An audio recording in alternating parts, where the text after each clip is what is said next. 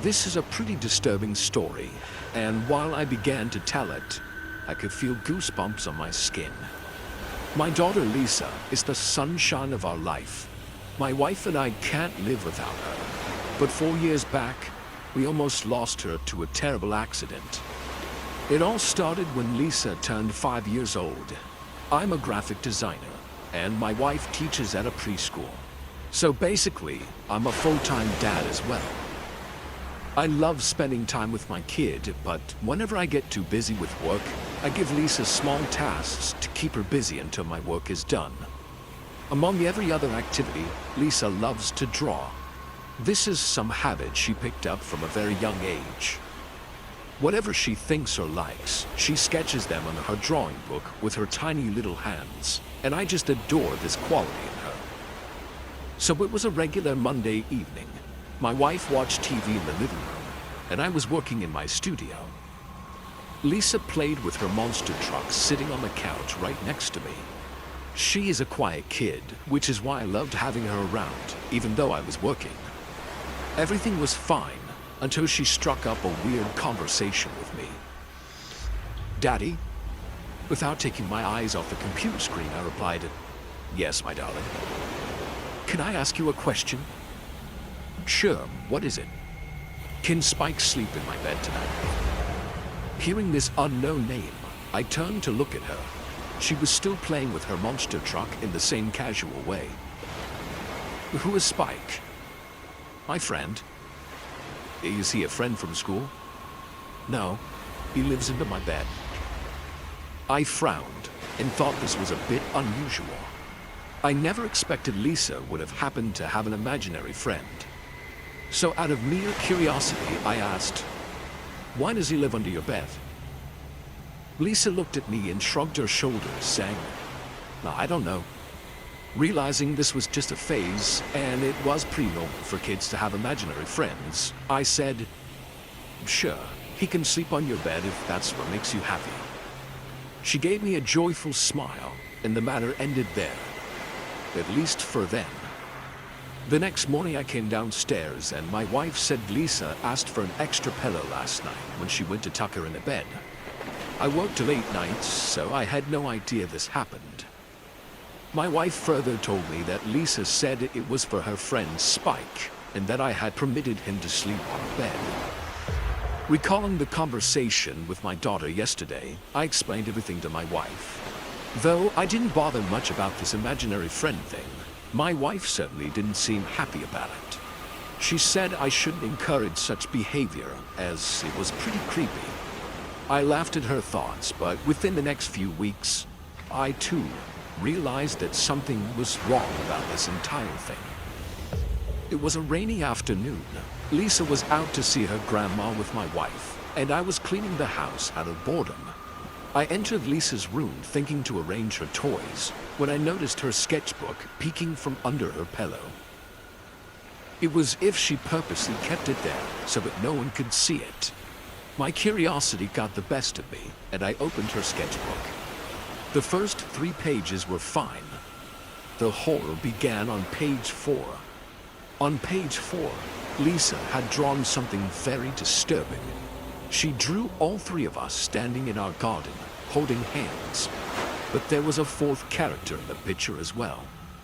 A human figure that looked like a kid was also standing beside us.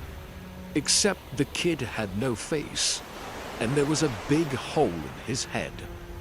Above his character, Lisa wrote his name, Spike. Feeling freaked out by this, I waited for my daughter to come home to confront her about it.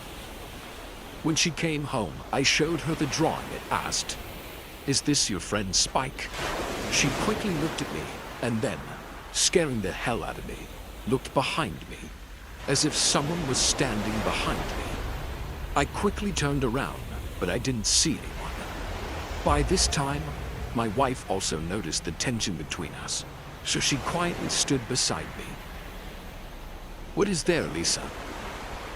"Nothing." "You didn't answer my question. Is this your friend Spike?" "Yes." "Why does he have a hole in his head?" "Oh, Daddy, you're so silly. That's not a hole. That's his eye. What? Where's his other eye then? He has no other eye. He's my one-eyed friend. At this point, I could feel a cold wave of fear rush down my spine. My wife and I exchanged a fearful look, and then I crouched down to Lisa's level. I didn't want to come out strong, because kids can be very impressionable in moments like these. With my trembling hands, I caressed her cheek and said, "Why does Spike have one eye?" "He says he was born different. That's why his mommy and daddy didn't want him." My wife's face turned completely pale, like she was going to have a heart attack. I too was shocked and didn't know what to say for a while. I let out a deep breath and said, "What else did Spike tell you?" "He said you and mommy want a little brother for me. And once he comes, you will not want me anymore." Now this is where I almost shat my pants. Last night, my wife and I did have a conversation about trying for a boy, so that Lisa could have a sibling. But there's no way Lisa could know about it. It all happened in utmost privacy, and I can assure you that when we had this conversation, Lisa was deeply asleep in her room. My wife almost burst out into tears, and I immediately hugged Lisa, saying, No, that's never going to happen. Mommy and I will always love you the same way we do now. I don't know where you're thinking all this, darling. You know Spike is not real, right? He's just in your mind. You won't even remember him once you grow up. This is all just a..." Before I could finish, the light bulb in our living room burst with a bang, shattering broken glass everywhere. We were so stunned by this unexpected event that we all froze like statues. That night, we all slept in our room, and I decided to stay with my parents, taking my family away for a while. It was around 2:15 in the morning when I heard a weeping sound coming from a close distance. The room was in darkness, and the only source of light was the moonlight coming from the window behind me. I opened my sleepy eyes and saw a kid standing near my feet and weeping.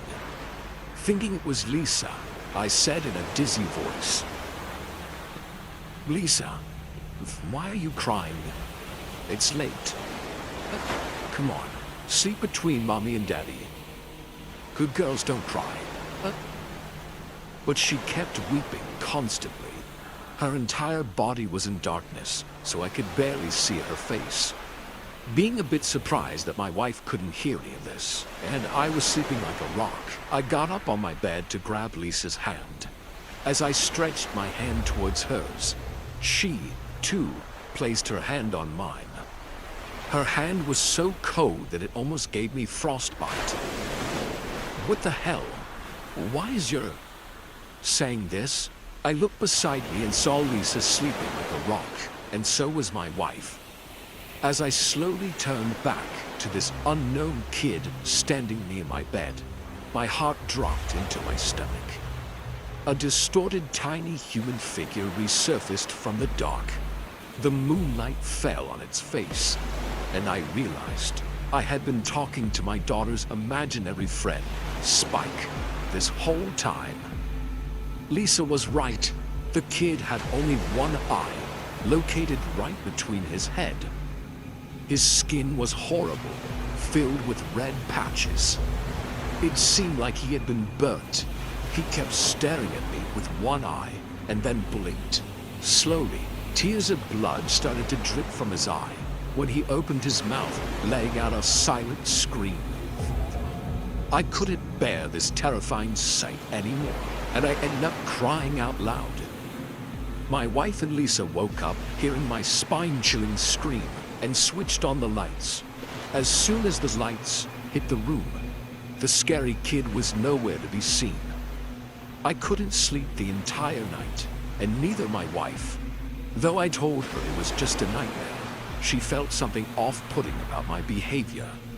The next morning, I left the house and went to stay with my parents. I told my dad about this entire messed up incident, and he did some digging on the previous owner of the house. We found out that there lived a family of 3 before us, the Carmens. Mr. and Mrs. Carmen had a son who was prematurely born. Unfortunately, the kid died due to complications when he was 5 years old. It was said that the kid was born with a single eye, and his name was Spike. His parents despised him, and no one knows how exactly the kid died. Some even say his parents killed him out of anguish and hatred. That was the last time I saw Spike. Lisa suddenly stopped talking about him after we shifted to a new house. If you ask me, I feel really bad for that poor kid. If anyone deserved to die, it was his horrible parents, that's for sure. We've been moved into our new house for about a month now, and everyone seems to be adjusting to the new lifestyle that we now have. My wife has found a new job, which she enjoys, making several new friends there. My son, Noah, has also settled in well at his new school. His teacher, Mrs. Cavill, was a younger woman, around 30, who Noah seemed to really like. He would always come home and tell my wife and me all about the fun he had at school, and the fun lessons that Mrs. Cavill would teach. I had only met her once when I dropped Noah off at school on the first day, and as far as I could tell, she was a very nice lady. Every night, Noah would come home with a different homework that he would have to complete before school the next day. I'm not a massive fan of homework, but it seemed like Mrs. Cavill always set simple tasks that could easily be completed in a night. One night for homework, Noah had to ask a parent what they did for work and ask 3 questions about their job. And another night, he had to research their favorite animal and find out 3 interesting facts about them. It was always simple tasks like that, or it was simple worksheets that Noah could complete in half an hour or so. Every night, I would ask Noah what his homework was for the night, and then I would help him if he needed help. That's when I noticed the task becoming a little bit strange. One night, in Noah's 3rd week of being in the new class, he came home looking upset. When he entered the kitchen, I asked him what was wrong, and he told me that everything was okay.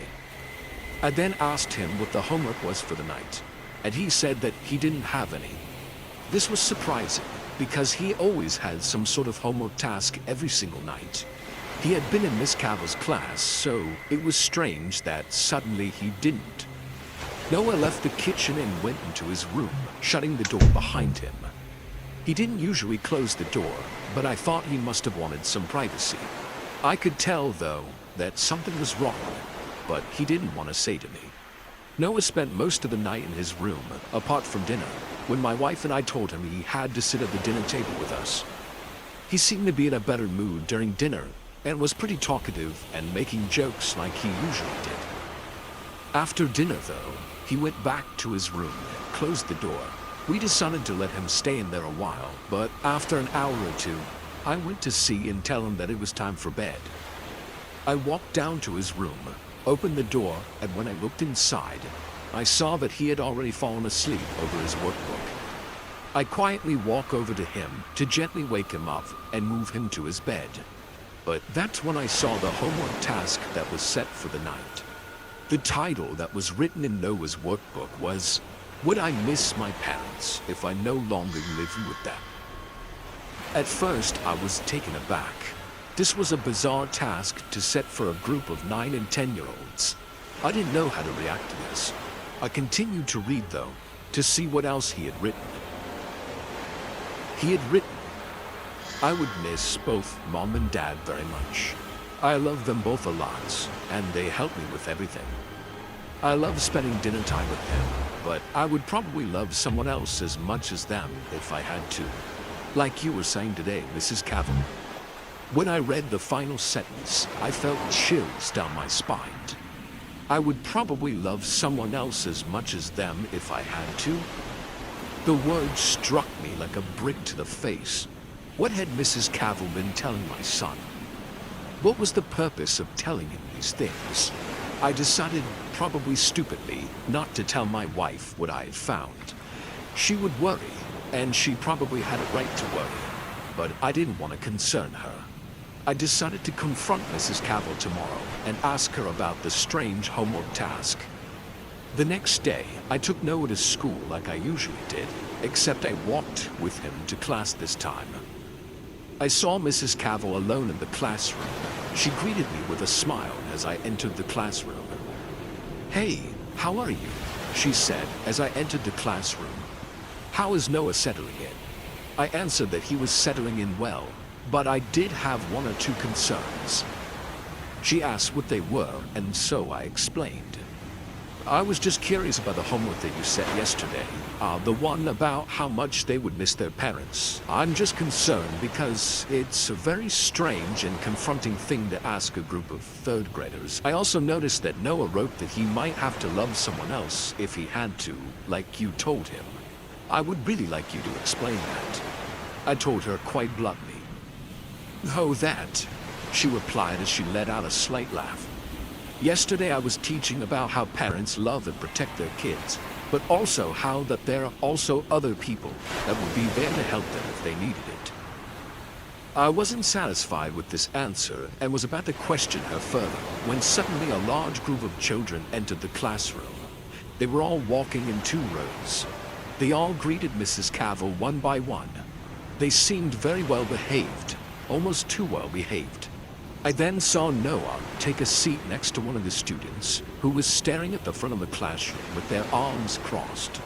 Suddenly, Noah's behavior changed. He sat up a bit straighter and his eyes widened as he began staring like the rest of the class. I looked around and noticed that all the students were staring at the same spot. All their eyes were pointed at Mrs. Cavill. Something didn't feel right, but I blew it off as this is probably some sort of morning routine they had. I left, still with concerns about the homework, but I decided to wait and see if any other strange homework would be set before taking the matter further.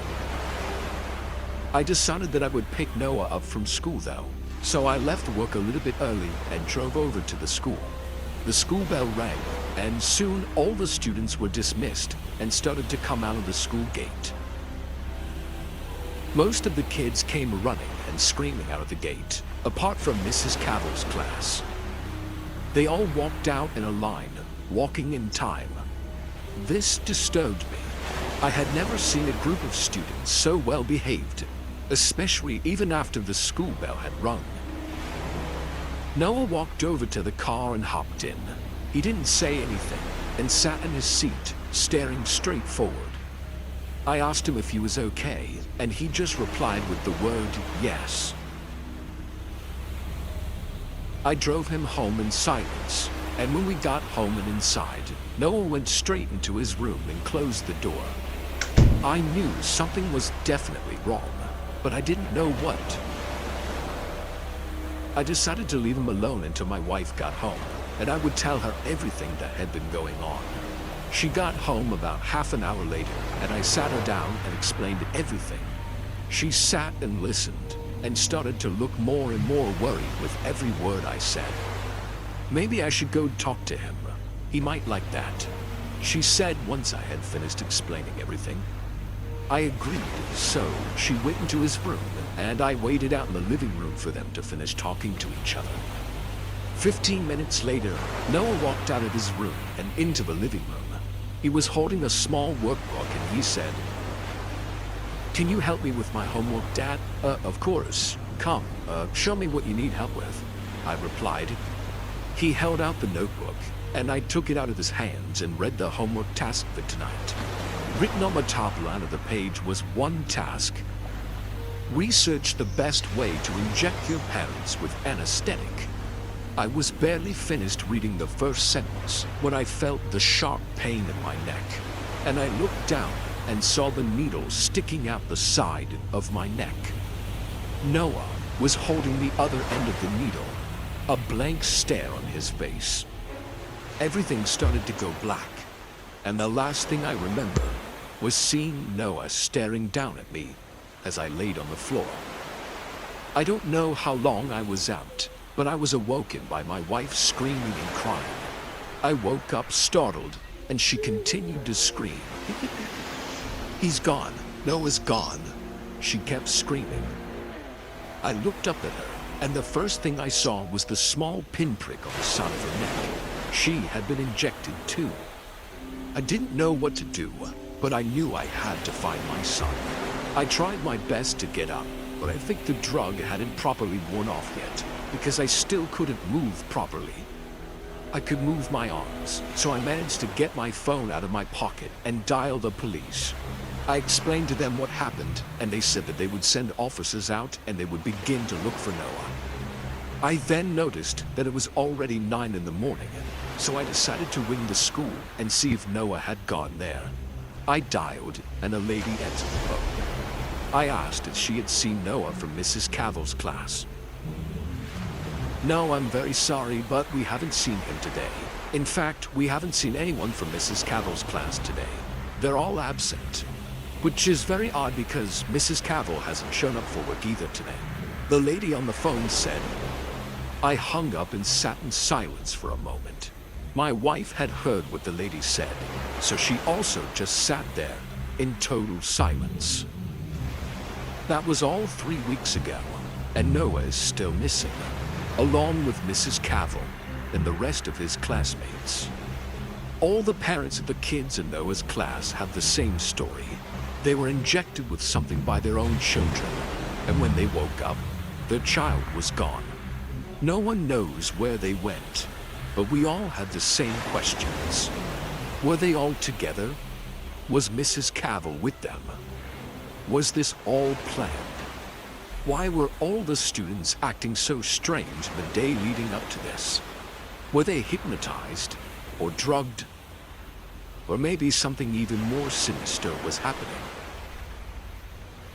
Bad things come in threes, they say. I think it's true. Last month, I had to put my dog down. Buzzo got infected by some unknown bacteria while running in the city park.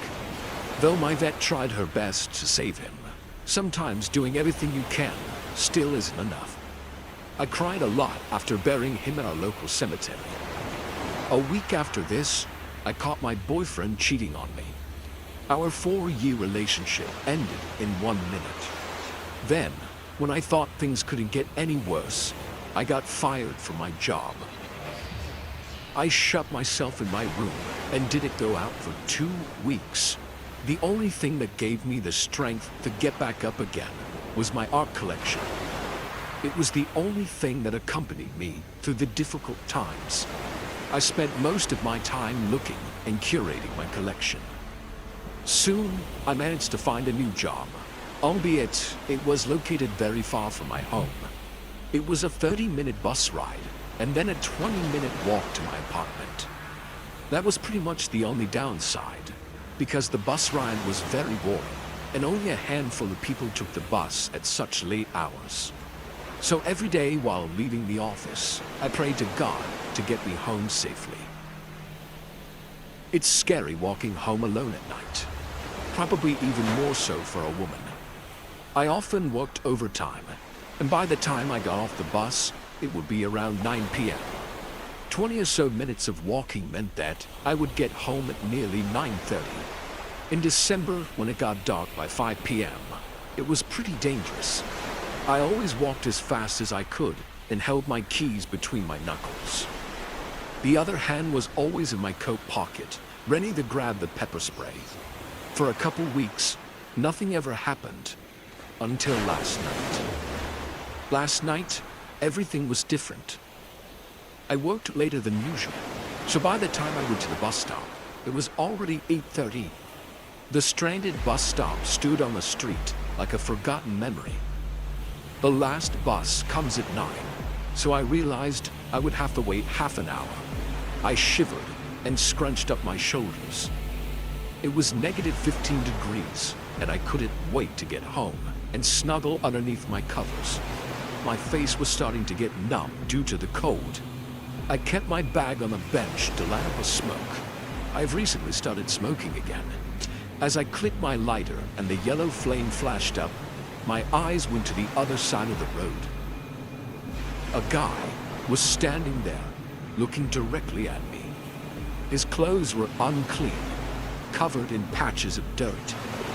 His blonde hair had a grayish tint as the result of seldom bathing. The skin of his face was in bad condition too.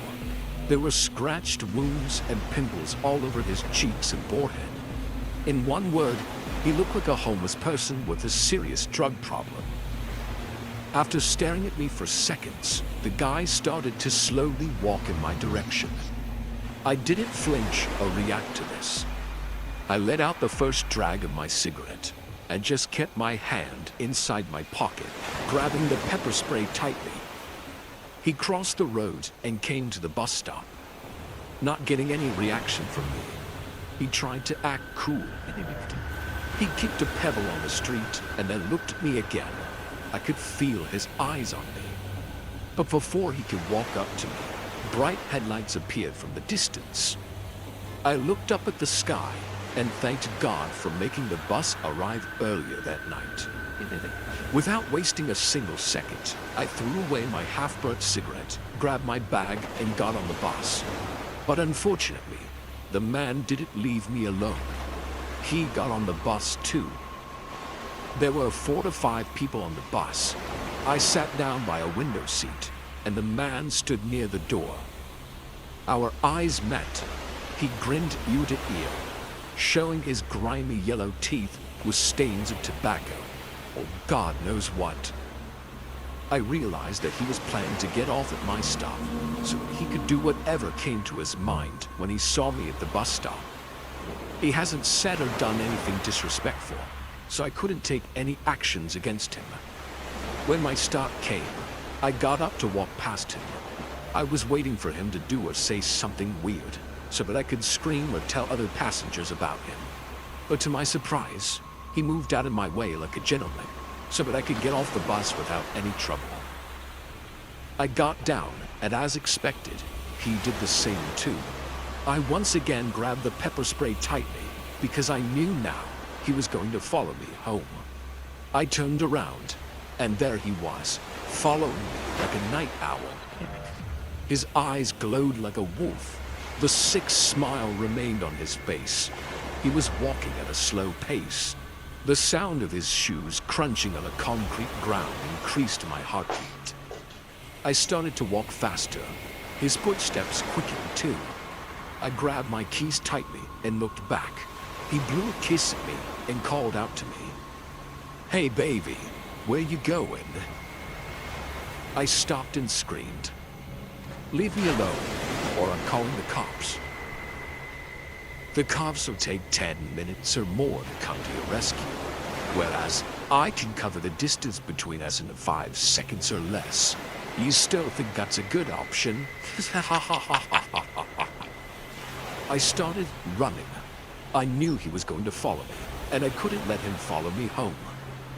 Gasping for breath, I blindly turned into a smaller side street. The street lights started flickering violently, matching the rhythm of my heartbeat. Shit! It was a dead end. I was trapped. I turned around and faced him. The street lights stopped flickering and stayed on. As he walked closer to me, I saw his face more clearly. He had a bad odor like a goat. His blue eyes sparkled, and he gazed at me hungrily. He smiled creepily and spat on his palm, then wiped the saliva all over his face like he was applying sun cream. I slowly put the keys in my pocket and tightened my grip on the pepper spray. He started walking closer to me and said in his cold, spine-chilling voice, "I told you it wouldn't take more than 5 seconds. So what now, little birdie? Are you planning to fly away?" I took a step back, and he let out a demonic laugh. Ha ha ha ha. I love the fear in your eyes. It will feel nice to tear your clues apart and enjoy what's underneath. He grasped my shoulders and pulled me closer to him. Are you ready, my love? I took out the pepper spray and aimed at his eyes. In a second, he fell on the floor screaming in excruciating pain, and I let out a sigh of relief. Now, I can finish my business in peace. When he laid on the ground writhing in pain, I took out my last and final weapon, a blank syringe. I filled it with air and then pushed it on the exact spot around his neck, which will make his heart collapse in no time. This is how I hunt my victims. It's safe and easy. Once his movements stopped forever, I took out his eyes. This was going to be an extraordinary addition to my collection. Oh, I forgot to tell you. I love collecting human body parts that remind me of an incident. Like his eyes will remind me of this night. I have prepared a jar full of chemical solutions. I will keep his eyes in there, right beside my boyfriend's heart.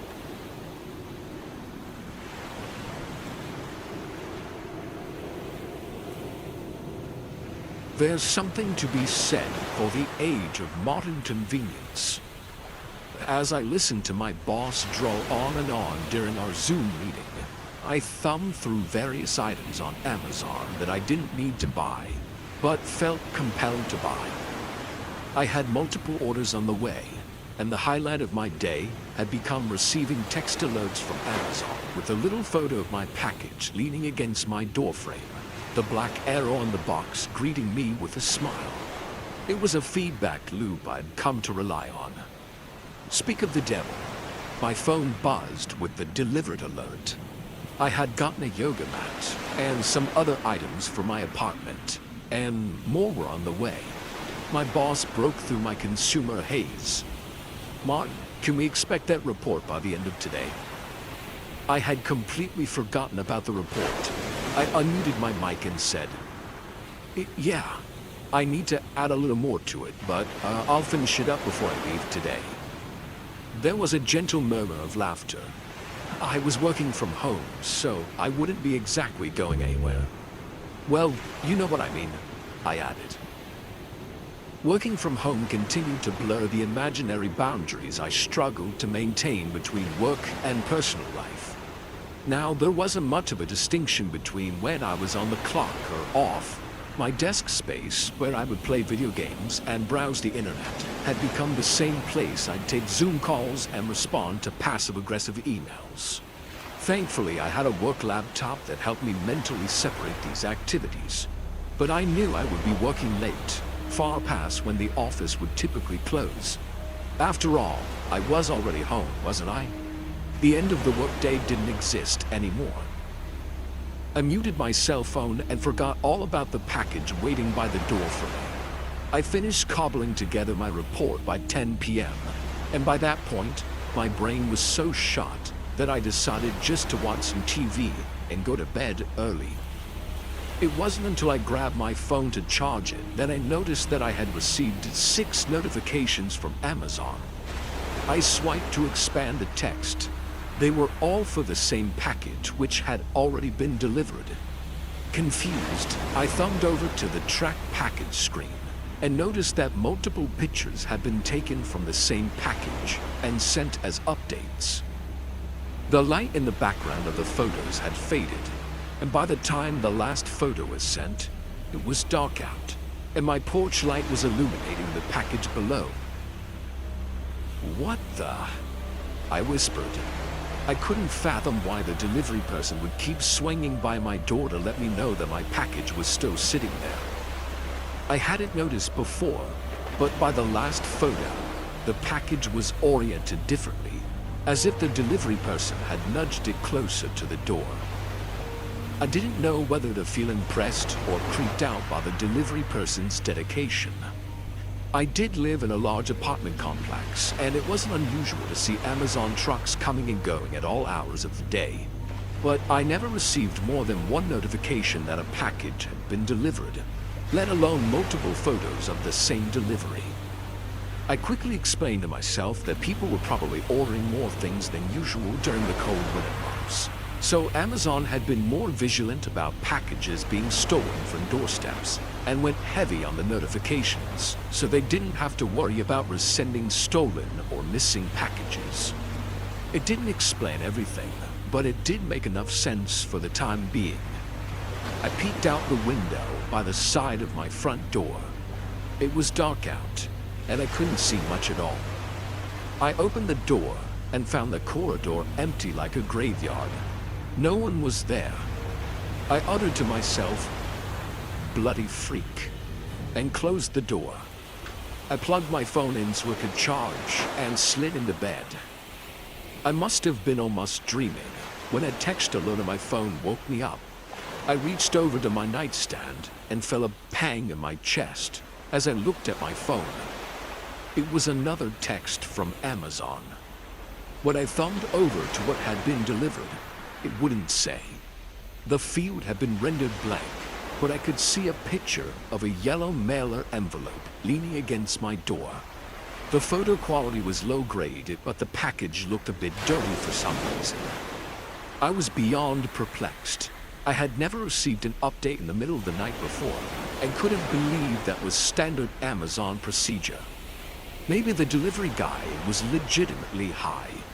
Reluctantly, I got out of bed and walked to my door. Just for safety, I looked through the peephole and again saw no one on either side. After a few seconds, I opened the door, found the muddy envelope lying on the floor. I picked it up and pulled the crooked flap open to look inside. The hallway light above my head caught the glint of something, and I could tell that it was at least dark in color. I turned the envelope upside down and let whatever was inside tumble out into my palm. I took a closer look and violently recoiled as I understood what I was seeing.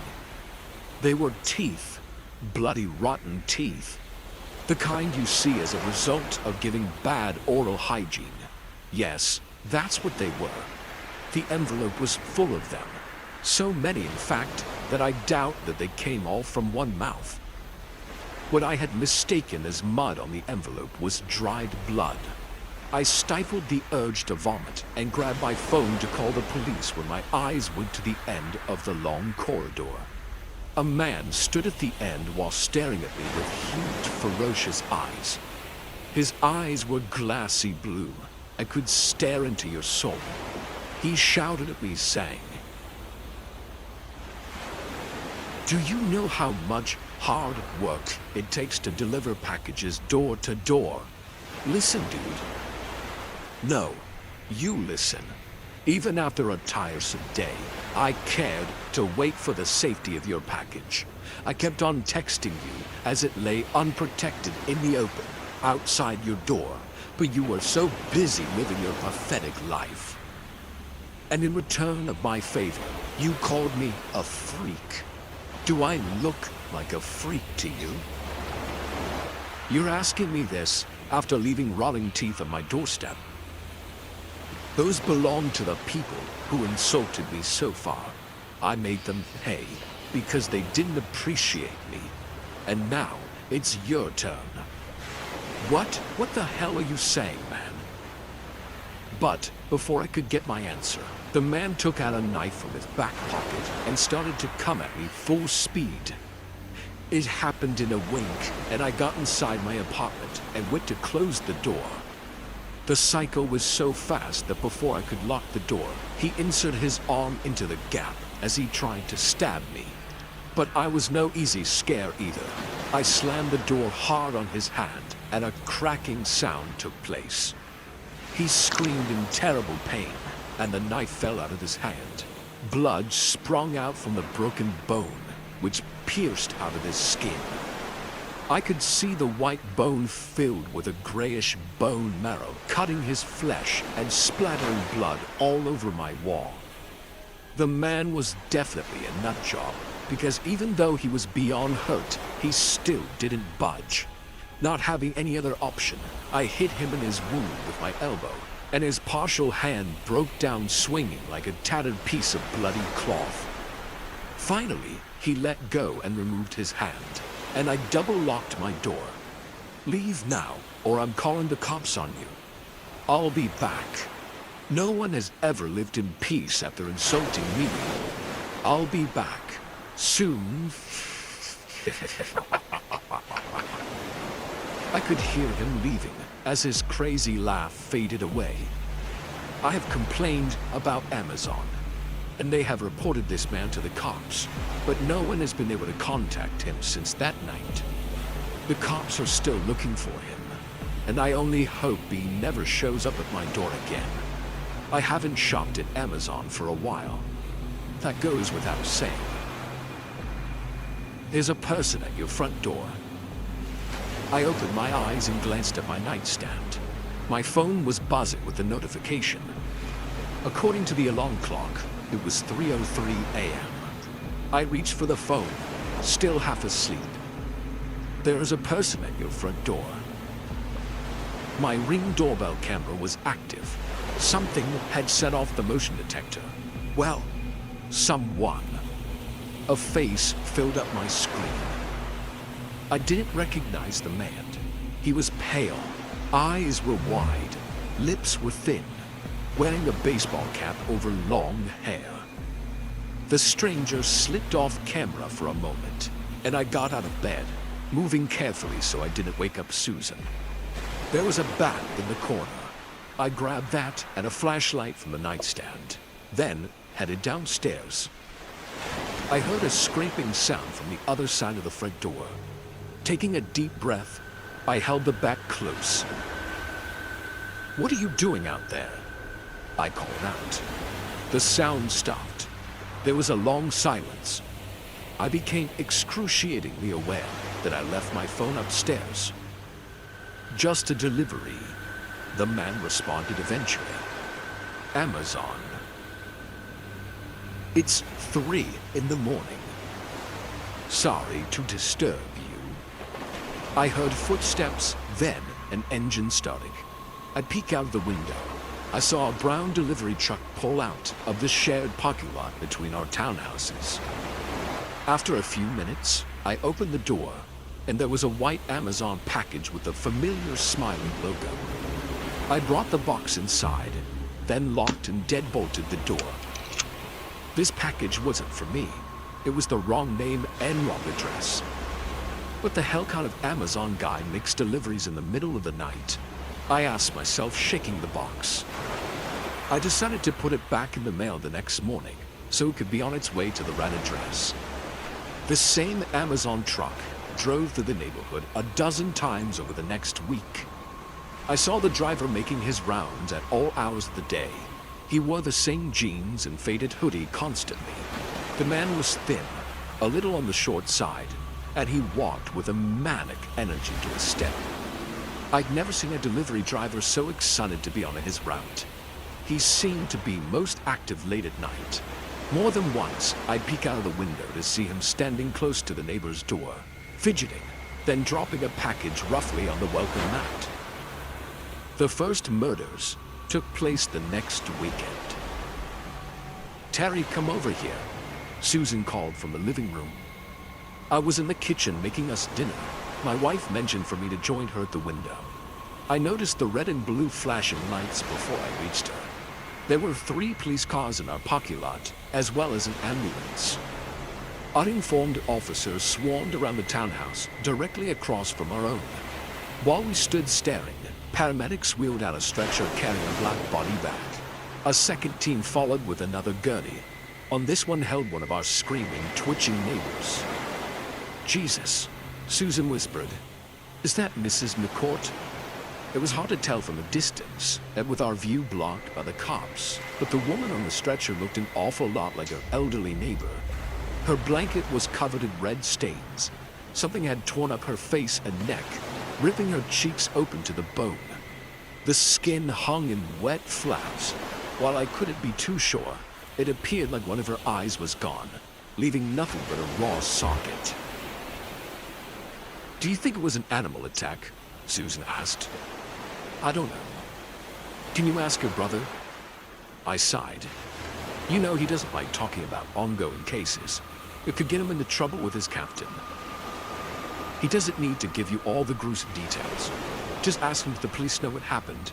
If it was animals, a dog, or something else." "I'll ask," I promised. It wasn't an animal attack. My brother filled me in on as much as he could. I thought about you and Susie when I heard the call coming. Tommy told me over the phone. When I heard the address, I knew it was right by you. Awful, brutal stuff in it. They found the husband tied up on the kitchen floor. He'd been stabbed a dozen times, and then his throat slit so deep, his head nearly came off. The wife was alive when the officers got there, but she was a mess. Somebody had been cutting on her for hours, even took one of her eyes out. Good Lord, I whispered. How is she doing? I'm afraid she died at the hospital. There was nothing they could do to help her. Too much blood loss. I heard my brother hesitate. Look, with this being so close to you, I gotta ask, did you see anything at all? Anything suspicious? According to our timeline, whatever psycho did this probably broke into their house in the early morning and really took his time. There were no signs of a forced entry, so we think they might have been someone the victim knew. Do you know if the McCourts had any enemies or disgruntled family members? Troubled friends? No, Tommy, sorry. We didn't know the couple that well. All right. Well, if you think someone targeted the event, I don't doubt there's any danger for you or Susan. But keep an eye out for anything suspicious, just in case, okay? Sure, Tommy. The second I hung up, a face floated up to my mind. The thin Amazon driver in the hoodie and the ball cap. I shook my head. Amazon drivers were everywhere. Who could be less suspicious? The next murder happened at the townhouse, only 2 doors down from ours. It was a few days after the McCourts died. I woke up to the sound of sirens. This time, instead of watching from the window, I went downstairs and stood on my porch. The parking lot was full of police. An officer started heading towards me immediately. Notepad in one hand and a flashlight in the other. It was dark outside, even with the glow of the street lamps. Before the officer brought me back into my house to take a statement, I got a good look at the neighbor's house through their window. I wish I hadn't. The living room was one big, slick bloodstain. Our neighbors were 3 college students sharing the townhouse. 2 guys and a girl, I think. It might have been a couple and their friend. They were nice. We always exchanged good mornings when I was out walking the dogs. All 3 seemed like good kids.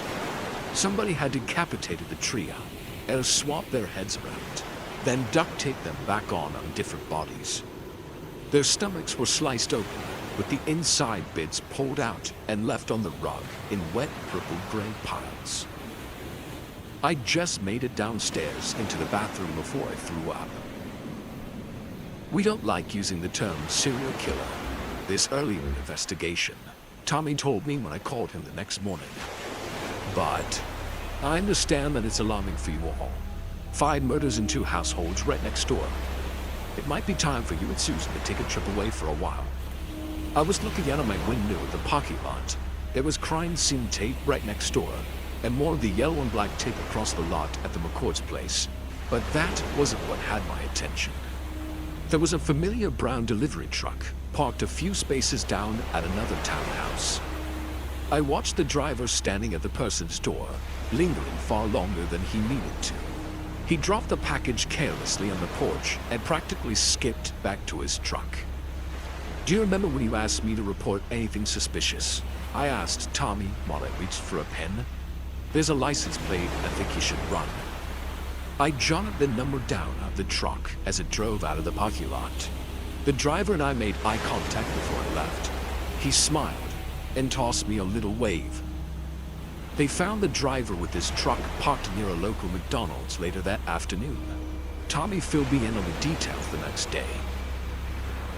It was bad, Terry. The worst I'd ever seen. My brother told me, staring down into his coffee cup. You saved some lives by noticing the Amazon driver. Except the man really wasn't a driver for the company. His name was Alfred Ward. It looks like he murdered the actual driver and stole the truck about 3 weeks ago. He even disabled the GPS tracker, so it's been off the grid. Alfred's been dropping off the packages to incorrect addresses every day since.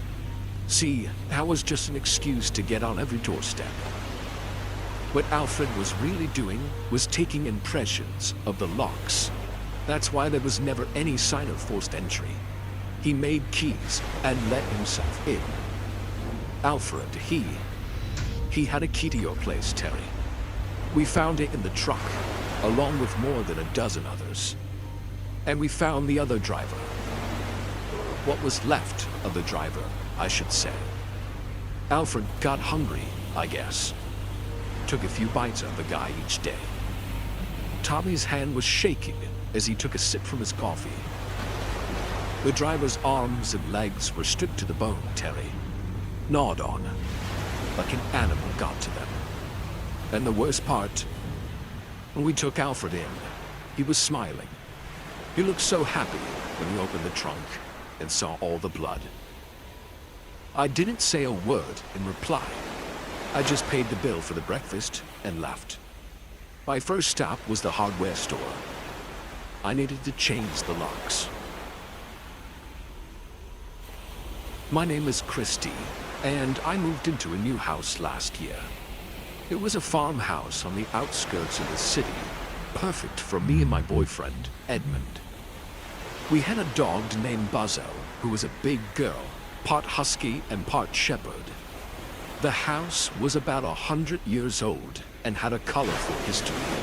We were told that the past owner had lived there his entire life and rarely left. Sometimes we found weird pictures stashed in the corners of the basement. A close-up of an eye, or what looked like blood. After he died, the house was completely renovated and put back on the market. A few years later, we bought it. It was too far out of the city for most of us, but as my boyfriend and I both worked primarily off our computers, we loved the privacy, along with the low price on such a huge lot. Buzzo absolutely loved the acres of space she could run in. About a month after we moved in, my world began to change. Edmund had gone to bed hours earlier, as I sat up reading in the living room with Buzzo curled up at my feet.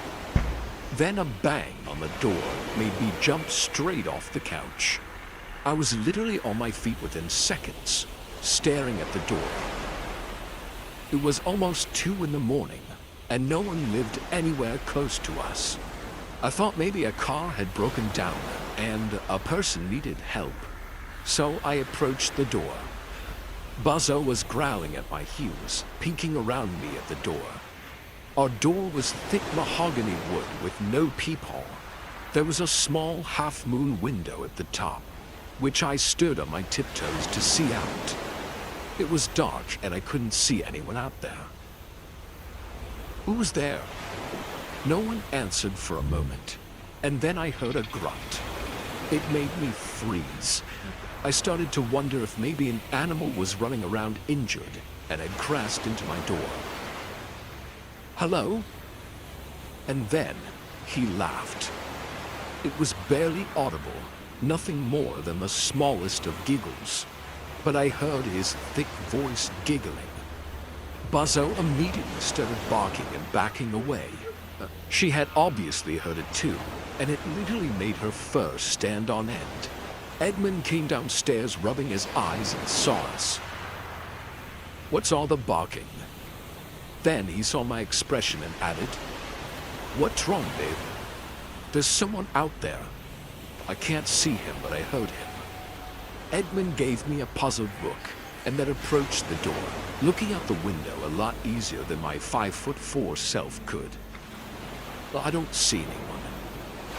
I know, but I heard him, Edmund. I swear to God. So did Buzzo.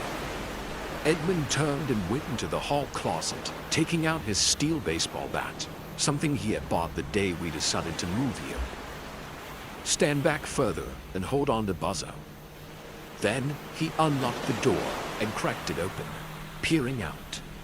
After a second, he opened it wider and wider until his silhouette was illuminated against the black night. Hey, who's there? No answer.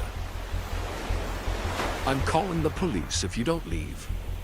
Then, from far away, an echoing deagle coursed through the air. It was a sickening sound, the sound of a full-grown man giggling with a young child. I saw Edmund's back stiffen as soon as I heard it, saw the muscles clench in the arm that held the bat. "Go call the cops, Chris," he said without turning to me. I backed away, holding Buzzo by her collar as she struggled to get away. I reached the phone in the kitchen with my eyes still on Edmund, who had yet to move. I could tell he was trying to see who was out there. I grabbed the phone off the wall and in my haste let go of Buzzo's collar. In a blink, she was gone and ran straight through Edmund, almost knocking him over.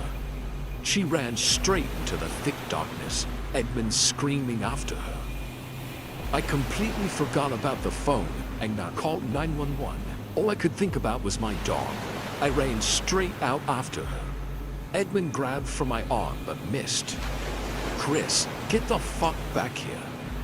I was immediately lost in the darkness. I couldn't see anything, but I could hear the jingle of Buzzo's collar in the distance. I ran for the sound, not thinking of anything but her. Yes, I have a lot of love for my dog that goes pretty far.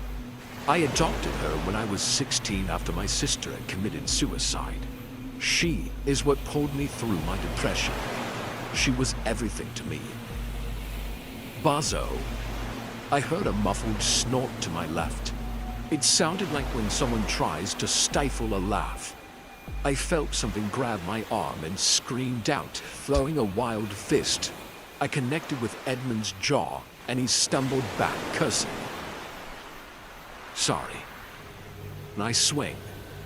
He mumbled, fidgeting his jaw back and forth. He held out a flashlight to me, and I took it gratefully. As soon as I turned on the light, I regretted it.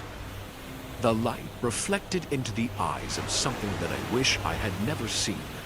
It was a man, if you want to call it that. He was on the ground, his legs dragging behind him, and his head lifted towards us with a wide grin. His eyes reflected maliciously at us as he snorted again and began to pull himself quickly towards us. We both stood in shock. He was almost at our ankles when a snarling rang through the air, and the man, the thing, was torn backwards quickly. He was tossed from side to side like a rag doll, and I pointed my light up to see Buzzo with a mouthful of blood and a cloth. I called her to me, and we all took off running towards the house, leaving that thing as far behind us as we could. When we got back into our house, I inspected Buzzo. Her mouth was full of wet, warm blood. I hoped none was her own. There were shards of cloth in her mouth that looked like denim, and there was some flesh that I gagged over as I tried to remove it from her teeth. We didn't sleep well that night. All three of us huddled on the couch under one blanket, staring at the door, waiting to hear the sounds of laughter. The next morning, I called our realtor and told him a different version of the story. I said an old man was pestering us all night, and he looked injured, and I wanted more information about the previous owner. Did he have friends that were not right in the head that could be trying to visit him? Our realtor told us that he would come over with more information. This is when everything truly changed. Our realtor brought a folder with him and a pale expression. It was the first time he had looked further into the previous owner's records.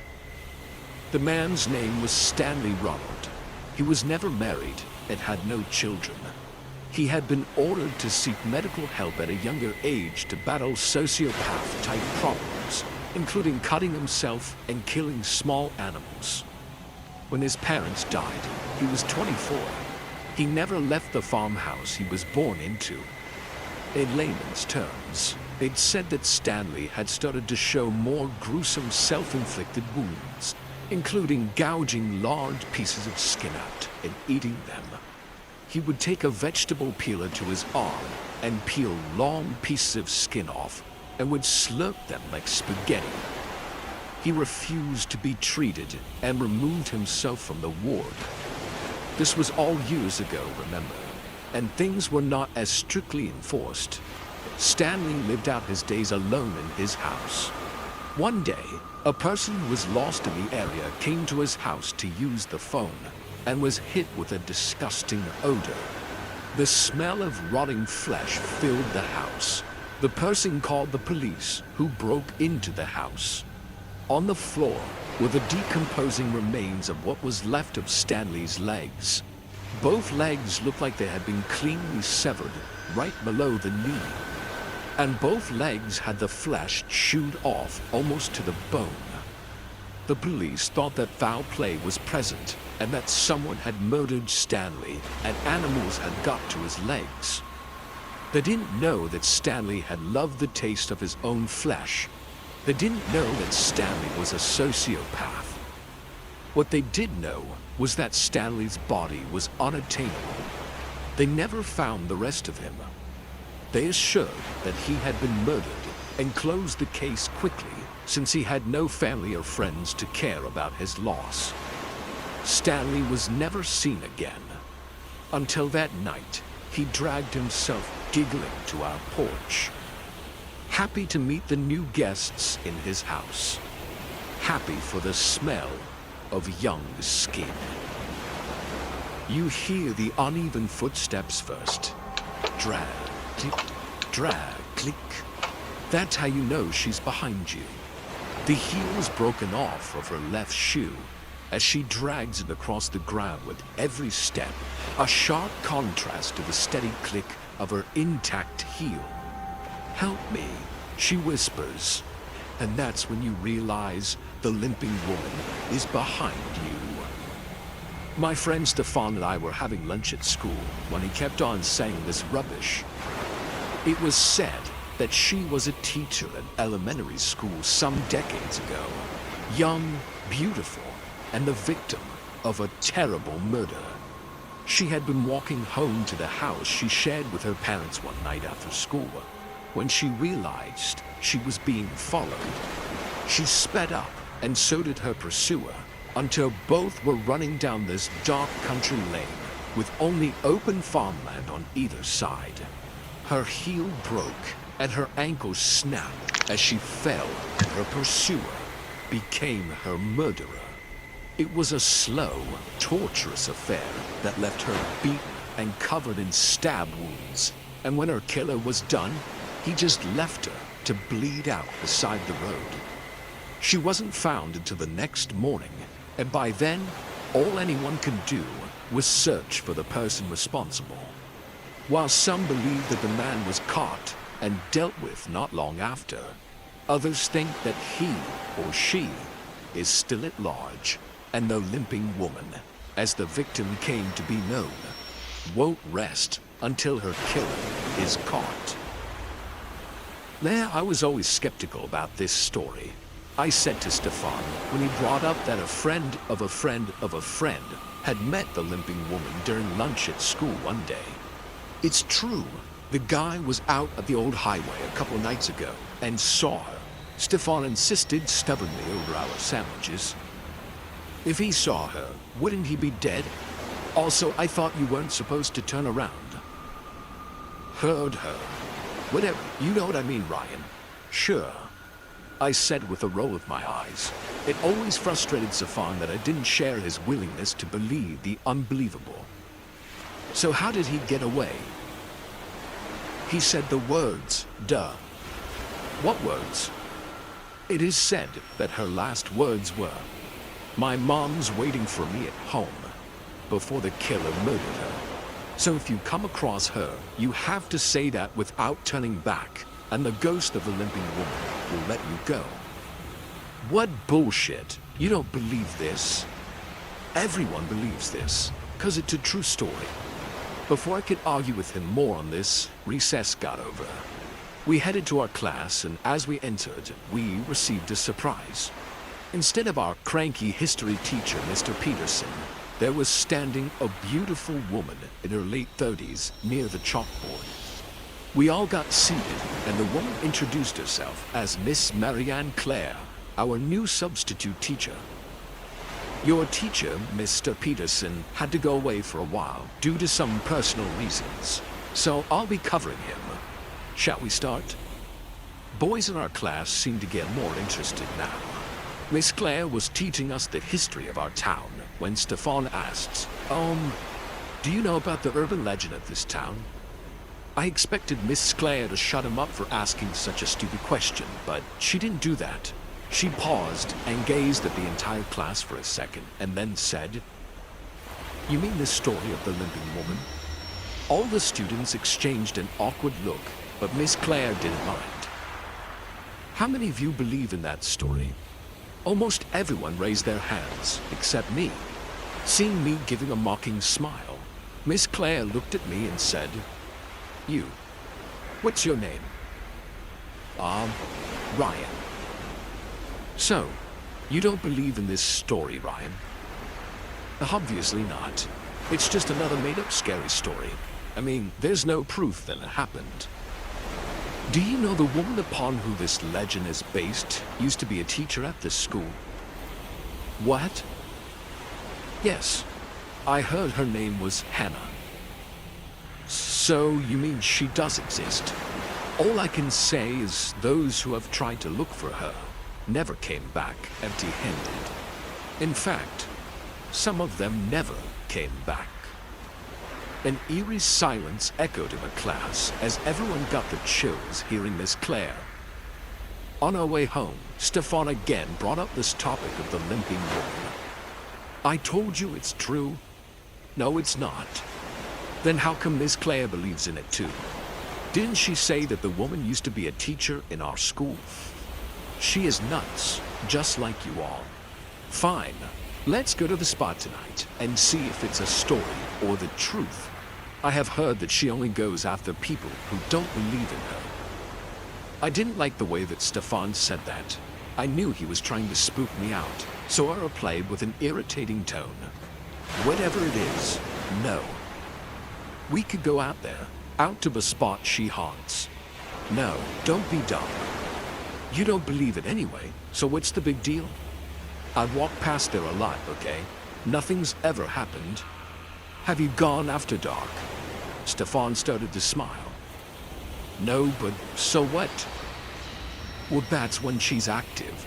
Going in the day doesn't count." "This is dumb. We'll go tonight." Every argument I had was met with questions of whether I was too afraid and Stefan mocking me for being a chicken.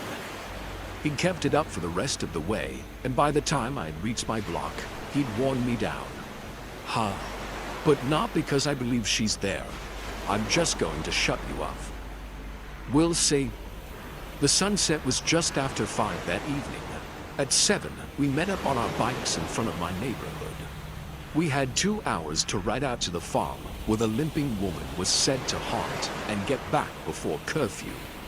We paddled hard and fast, leaving behind the glow from windows and street lamps until the darkness swallowed up the world around us. With only moonlight to guide us, we wove our way across town and passed into the outskirts where the insects were louder, the stars were brighter, and you felt invisible eyes watching you from the dark. It was not hard to feel entirely exposed out on that old road, where the flat fields rode off into the distance on either side. There was the occasional barn or farmhouse, dusty drives, but otherwise, it was just us and our bikes and the night. Up ahead, Stefan said from behind me, "See the cross? That's the marker for her." We skid to a stop a few yards away from it and exchanged a glance, almost lost in the shadows. "Scared?" he asked, breathless with excitement. "No." It was an honest enough answer. I was nervous, sure, but who wouldn't be when you're outside after dark? Remember, if you turn around, she gets you. If you try to run, she makes it worse. Just stand still when she's close by and say the words. "Ready? Let's just get this over with." We walked up to where the cross was placed and paused. We crept along the roadside, careful to keep our eyes pointed straight ahead. Stefan kept reminding me in a trembling whisper that looking anywhere else could lead to trouble. A minute or two passed. It couldn't have been longer, despite feeling like it, and nothing seemed to happen. I almost turned to Stefan to say, "I told you so," when our surroundings became dead silent. All the insects that had been singing loudly when we arrived had gone hushed. There was no distant calls from night birds, no breeze passing over us. Nothing. Just the sound of our breathing.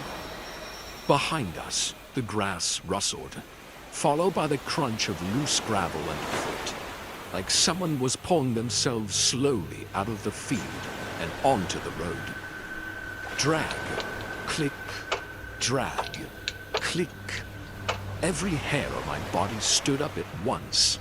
From somewhere over my shoulder, a woman started to sob softly.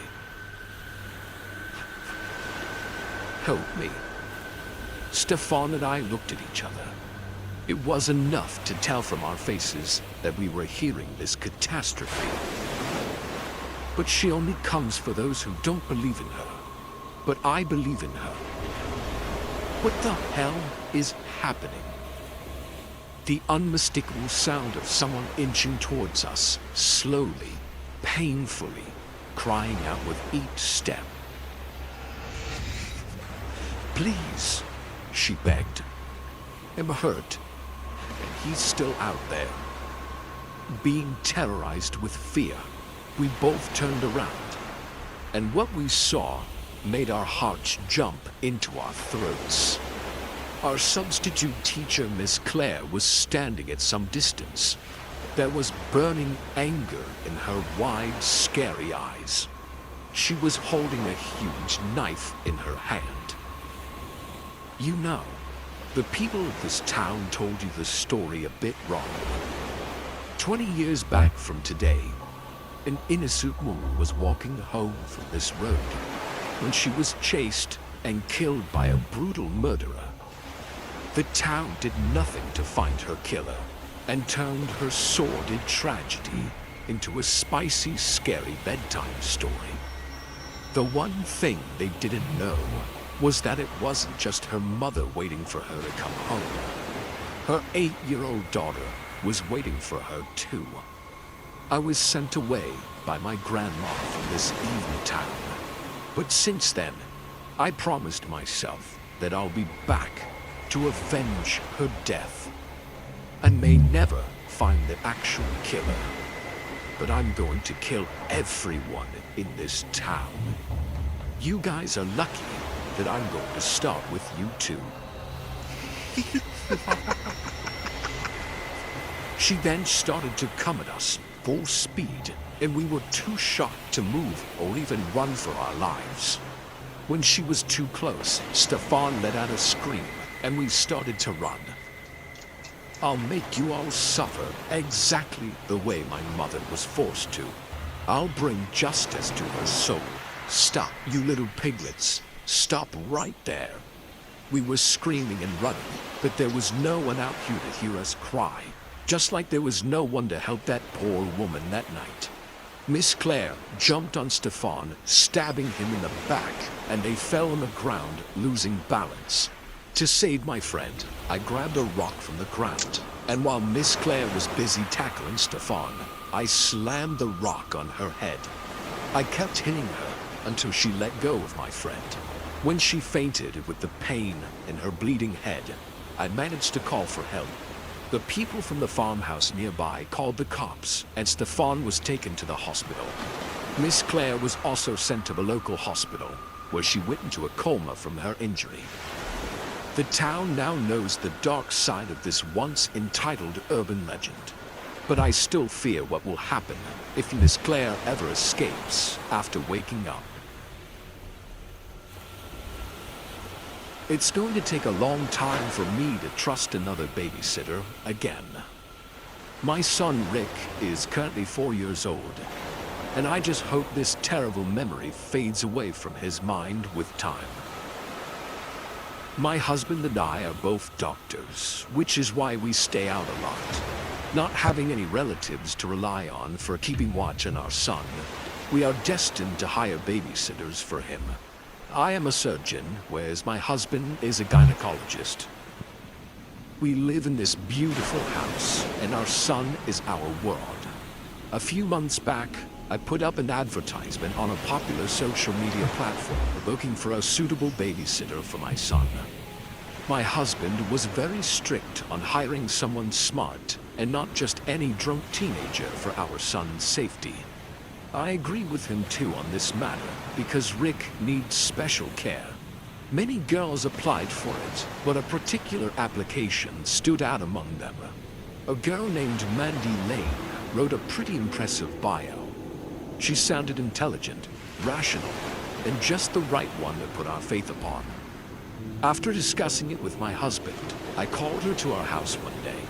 The appointment was scheduled for 3 p.m., and as the clock struck 3, our doorbell rang. I opened the door and saw Mandy standing on our doorstep. She dressed as she had come for an actual job interview. I liked that she was taking things so seriously. I invited her in. Needless to say, she was brilliant at the interview. She said that she is studying for her college degree, and this babysitting job will give her enough time to focus on her studies without worrying about money. I liked her honesty, and since that day, Mandy became Rick's permanent babysitter. Whenever we needed someone to watch over our son, she was our only choice. Mandy was very organized. She used her tasks with great care and hardly gave us a scope to complain. Slowly, a strong sense of trust built up between us. One day, I came home early from work. As I stepped in, I found the house in complete darkness. It wasn't supposed to be like this. I called out for Mandy, but she too didn't reply. Getting freaked out, I rushed to Rick's room. I opened the door and saw Rick was sleeping in Mandy's lap like a newborn while she sang him a lullaby. Her eyes were wide, and a wicked smile was all over her face as she watched my son sleep. Mandy, what is going on? Shh, you will wake him up. She completely ignored my presence and then placed sleeping Rick on the bed. We came out of his room and she smiled at me as if nothing happened. She then switched on all the house lights, and I was stunned to see her perfectly calm behavior. Why was my son sleeping on your lap? He's not a newborn. Relax, Mrs. Claire. He's just a kid. He fell asleep while listening to stories, and I didn't want to wake him. No matter how weird it felt to me, there was nothing I could say to Mandy. When my husband came home, and I explained the incident to him, he too took it quite lightly. But since that day, a lot of things have started to take a weird turn. I was cleaning Rick's room when I found a photograph under his pillow. My husband and I were sitting on the couch holding Rick in our lap when he was a year old. Everything was normal in the photo, except my face. My face was replaced with Mandy's face, which she took from her picture and pasted over mine. A shriek of anger reverberated in my ears, seeing her audacity. I didn't tell my husband about it. I burnt the photograph and kept this incident to myself. Within the next few days, I kept finding things in Rick's room that didn't belong to us. There was a set of new coloring books, toys, and even a honeybee sweater that I don't remember buying for my son. I slowly realized that Mandy was obsessed with my child. Not because she was gifting things, but because she gave them to my son without asking my permission. I took a week off of work and decided to look after my son on my own. 3 days went without trouble, but on the 4th day, around 2 a.m., our doorbell started to buzz like crazy. Who could it be at this hour? I'll go check.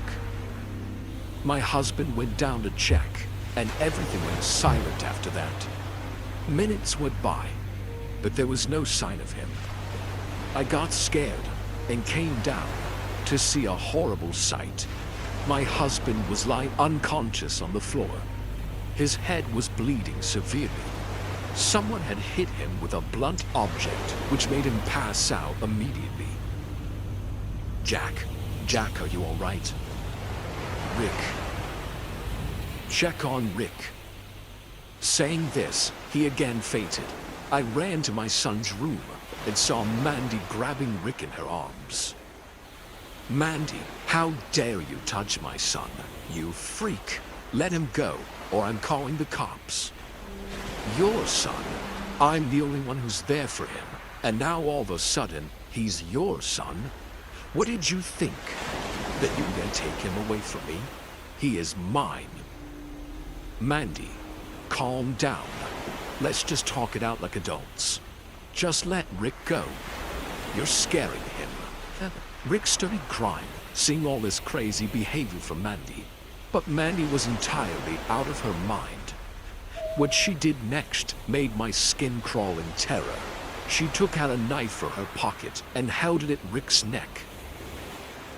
Get out of my way or I'll kill him.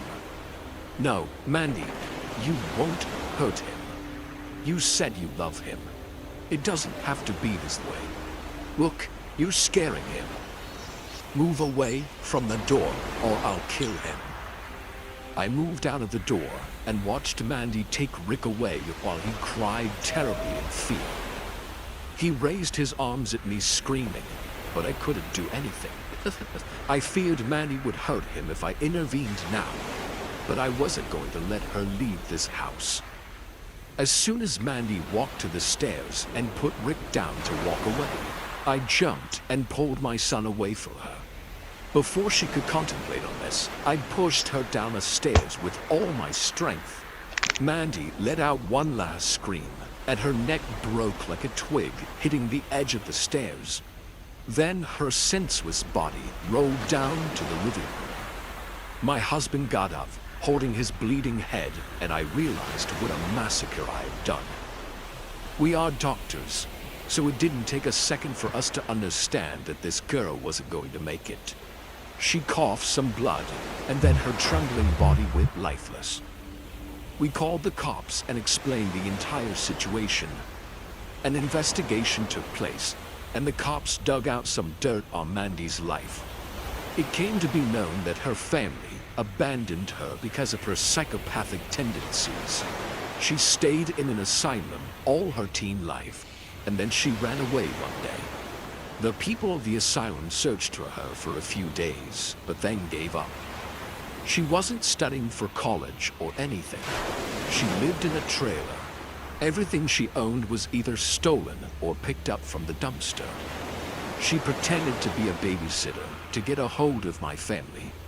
The cops also think she followed us for a certain period before actually coming to our house. I'm pretty sure she wanted to take my place, but no matter how crazy she was, I still can't help but feel bad for her. She was a product of bad parenting, and that's why she turned out to be like this. But when I think about it, it just strikes me that all she wanted was a family, and nothing more. I woke up startled. I looked around my room to see what had woken me. I then saw a silhouette of a person in my doorway. The person walked in. I then realized it was my son, Eddie. He was walking up to my bed in his blue Buzz Lightyear pajamas. He then looked up at me and asked, "Daddy, can we go to Chuck E. Cheese?" I glanced over to my alarm clock and saw that the time was 3:48 a.m. Eddie, why are you asking me to go to Chuck E. Cheese at 3 o'clock in the morning? Don't you know me and your mother have to go to work? Sorry, Daddy, for waking you, but I really want to go to Chuck E. Cheese. Eddie, please get out of my room. I need to sleep. But Daddy, Eddie, get out of my room, or else we're never going to Chuck E. Cheese. He didn't say a word as he walked away back to his room. I laid my head down on my pillow and tried to get some sleep. A week after that night, Emily, my wife, and I decided to take Eddie to Chuck E. Cheese. When we picked up Eddie from school, the first thing he asked was, "Mommy, Daddy, can we go to Chuck E. Cheese today?" We both replied yes, and he was ecstatic. Thank you, thank you, thank you, thank you. I love you so much." Emily and I smiled at each other. The drive took about 15 minutes, and when we arrived, Eddie practically leapt and ran out towards the restaurant. We had to run to catch up to him, and by the time we had unbuckled our seatbelts and got out of the car, Eddie was already at the front door, waiting for us to come. As I looked up, I saw the sign read, "Where a kid can be a kid." We got inside. Eddie ran off to play arcade games while Emily went to get some food. I was sitting at a table and watching the creepy robots on the stage. I mean, why would a kid even like something like that? How the hell would a kid find enjoyment in a creepy, rusty old robot? Emily joined me with some pepperoni pizzas and sodas, and I began to chat with her. About a half hour later, we called Eddie over to eat. He came rushing over and started chomping down on his pizza and sucking down his drink. It was as if he was a hungry lion that hadn't eaten in weeks. After he was done, a voice came from the stage. I turned and saw that the animatronics were now singing, and Eddie ran over to the front of the stage and was intently watching the robots with joy in his eyes. I noticed that he was watching Chucky the most. Shortly after the show began, Emily went to the bathroom, and I watched Eddie. I mean, I didn't have to be staring at him for every second of the day because he was 8 years old. He could handle himself. I checked the time on my phone, 4:15 p.m. I had planned that we would be leaving at 6 p.m., so Eddie would get some more time to play games and watch the robots. Much to my dismay, I did my routine check over my shoulder to see if Eddie was okay, and what I saw next made my blood turn cold. I saw Eddie being held up by the Chuck E. Cheese animatronic, mouth wide open as the animatronic was spitting out some strange black liquid into Eddie's mouth. I ran towards the robot and saw that its eyes were rolled back into its head, and it was playing a warped Chuck E. Cheese laugh. I grabbed Eddie and tugged him and ripped him out of the robot's hand as my wife came out of the bathroom. I screamed at her, "Call 911, call somebody." My wife immediately called 911 to report this unexplainable situation. She told the operator that there was an accident at Chuck E. Cheese and they should send help right away. When the ambulance arrived and took Eddie away, me and Emily followed behind the ambulance on the way to the hospital. Doctors immediately took Eddie into the emergency room. They ran some tests and took his temperature, 105.12 degrees Fahrenheit. My heart dropped when I heard this. The doctors told me and Emily that we would be staying the night at the hospital. Emily went to sleep on the sofas in the guest rooms. I must have dozed off too. When I opened them again, I found myself inside Chuck E. Cheese, but this time it was abandoned. I turned around and saw the show stage with the old decayed robots, except no Chucky. I then heard a muffled whimper from behind me. An old decayed Chucky robot with sharp fangs and red eyes was standing there, holding my son. Chucky laughed disturbingly while spilling the black liquid from his mouth. Eddie was screaming, stretching his arms at me. I didn't even have any time to react, as Chucky vomited the same black substance right on my face as I jolted awake, perspiring in shock. I'd gone off the sofa and poured myself a glass of water. Emily woke up, groggy. I told her that I was just thirsty, that she should go back to sleep. Due to this awful dream, I just wanted to check on my son. I went to his cabin and watched him lying on a bed with various medical devices plugged into his body. I went close to kiss him on his forehead when he suddenly opened his eyes. "Daddy, can we go to Chuck E. Cheese?" What? Why? I need to see Chucky. I want to go to Chuck E. Cheese. The voice that came out of my son didn't belong to him. That much I could tell. I started screaming for help, but no one in the hospital heard my voice. Eddie slowly got up on the bed and started to laugh exactly like Chucky from my dream. His eyes rolled back inside his head, revealing just the white eyeballs. My little son looked like a demon from hell. I collapsed on the ground when I heard Emily's voice fading at some distance. "Richard, what happened to you? Oh my God, help.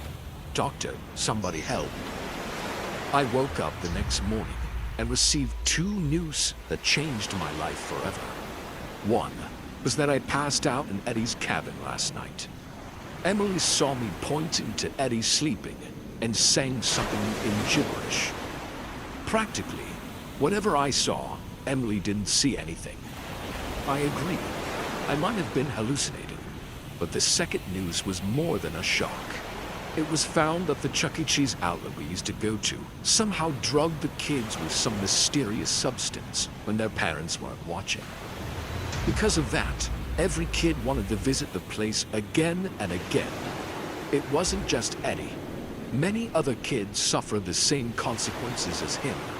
So, the black liquid, whatever it was, I just hope the cops run a thorough investigation and convict the responsible people for their heinous crime.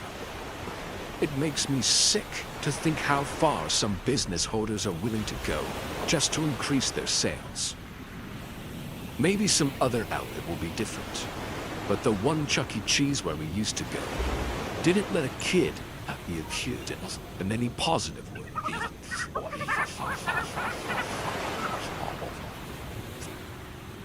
My daughter Anna was very energetic and bubbly.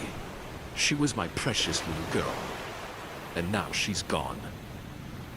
I've kept this story to myself for years. The only other people who have ever heard it are the police, who did absolutely nothing. It all started the first weekend of December 2010.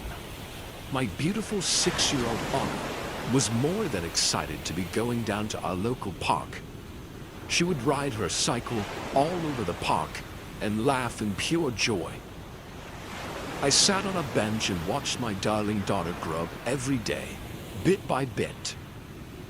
The city park was adjacent to the woods nearby. The fences separating the park from those woods were broken out of poor maintenance. I always kept an eye on Anna so that she didn't go into the woods. Whenever I would see her going near the fences, I would say, "Baby, don't go into the woods. Stay inside the fences." But he's waving at me. Who's waving at you? The ice cream man. I followed her eyes and saw a man dressed in a tattered blue suit and a tall hat standing near the end of the park. Behind him stood an ice cream truck. "Mommy, can I have some ice cream, please?" Okay. We went to the truck, and the man smiled at me in a really creepy way. Something felt really odd about him. A foul smell came from him every time the wind blew from his clothes. It seemed like he hadn't bathed in months, and everything about him was so unclean. I pondered on the thought of buying food from an unclean vendor like this, and that makes 2 for my child. "Hello, little angel. What ice cream can I get you?" "A strawberry cone." "You have very good taste. And what about you, darling?" I was already disgusted by his appearance, and after he addressed me as darling, I couldn't stand him anymore. "Anna, let's go. I'll buy you ice cream some other day." But why?" "Because I said so." I grabbed my daughter's hand and turned around to walk away when the man spoke to me. "What's wrong with my ice creams?" "Nothing. I just don't want my kid getting diarrhea." "You think you can insult me and get away with it?" The way he said this, it seemed like a threat, but I wasn't in a mood to tolerate his shit. I gave him a cold, firm look and said, "Listen, you freak, to stay away from my daughter, or I'll call the cops." Hearing about the cops, he got into his truck and drove away. Feeling a sigh of relief seeing him take off, I came back to the bench. Anna was very upset with me, but I knew I did what I needed at the moment. After a while, we decided to head home. I was walking on the sidewalks while Anna paddled ahead of me. We were close to our house when I heard a soft jingle behind us. Turning around, my legs froze on the ground. It was the same man, following us in his ice cream truck. I didn't want to scare my daughter, so I told her I'd give her a popsicle if she reached home before me. Being the sweet kid she was, she drove her cycle full speed while I started to run. As soon as we got home, I opened the door and told Anna to get in. She went inside to wash her hands while I stood near the entrance to watch what the man did next. He stopped his truck right in front of my gate and yelled, "You can't be there for her all the time, you know." Saying this, he took out a brown bag and threw it at my porch. The bag busted open, and a disgusting stench spread all over the air. There was a brown substance inside. My porch got dirty, and I was shocked to see the audacity of this man. What a jerk. I don't want to detail further how I cleaned all that, but I was terrified like hell. I reported the incident to the cops, but they couldn't locate the guy, regardless of me giving them a description of him and the truck. Later that night, it took me a lifetime to fall asleep after that experience, but it didn't last long when I finally did. Around 3 or 4 o'clock in the morning, I heard a loud noise. I was tired due to the lack of sleep, but a soft jingle came to my ear, like those ones that played on an ice cream truck. I was so tired that I couldn't anticipate the lurking evil. If I did, I could have saved her.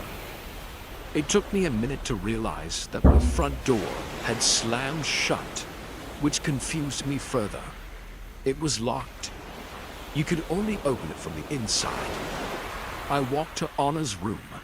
My hand was about to twist her doorknob when I heard the familiar faint chimes of the ice cream truck again. To my absolute horror, my daughter was not in her room.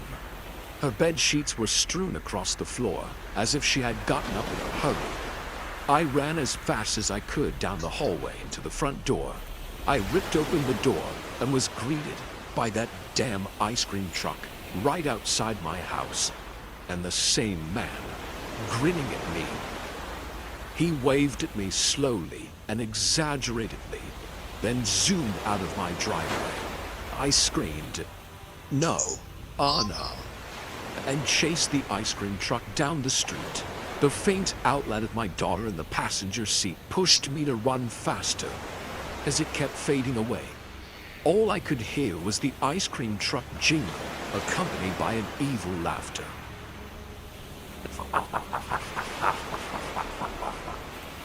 The truck made a final turn, and I followed it, turning onto Cavell Avenue. But there was no truck to be seen, no music to be heard. Nothing. I fell onto the pavement, screaming Anna's name and sobbing. I wasn't thinking straight. It didn't cross my mind that I was wasting time. I pulled myself together and ran back the way I came. I had to call the cops. I was hyperventilating, sobbing, and felt as though I was on the edge of fainting. I ran around my entire house searching for my wallet. It was nowhere to be seen. Finally, I found my wallet, and I couldn't believe I hadn't put it together. My purse was outside in the driveway, precisely where the truck had been. Anna was not taken from her room. The man hadn't broken in. She had gone willingly, with plans to buy the ice cream I had promised her. This made me cry even harder. I called 911 and they answered. I tried explaining what had happened, but I was sobbing and blubbering too much that they couldn't understand what I was saying. Once I managed to explain everything, they sent cops to my house and started investigating. The police began a month-long search for Anna, but never found her. What they did find was the abandoned ice cream truck on the side of the road, almost 80 miles away. Her small sneakers were placed neatly on the passenger seat. It turned out the ice cream truck was stolen. After this, I met a new guy. We've got married and had another child since. Her name is Annalisa, after her lost half-sister, and she is 6 now. As for that creepy man, I haven't seen or heard from him until today. I was in my bedroom alongside my husband and Annalisa when the familiar sound of an ice cream truck began to play once more. So here I am, writing this while beside my small family, praying for the horrible sound to stop. To my surprise, Annalisa just excused herself to the bathroom. God, I love her. She's like my second chance at raising a daughter. Of course, I haven't replaced Anna. But wait, was that a door slam again?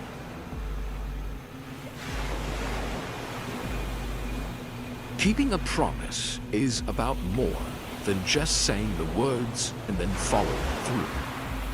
I cannot respect nor understand the mentality behind breaking a promise. I'm not one to ever break a promise, and this is doubly true for something as sacred as a wedding vow. When I was 15, I went to the movies with my friends Brian and Jacob to see National Lampoon's Class Reunion. During the interval, I came out to refill my popcorn. It was the end of October, and I remember walking into the lobby just as another movie was letting out.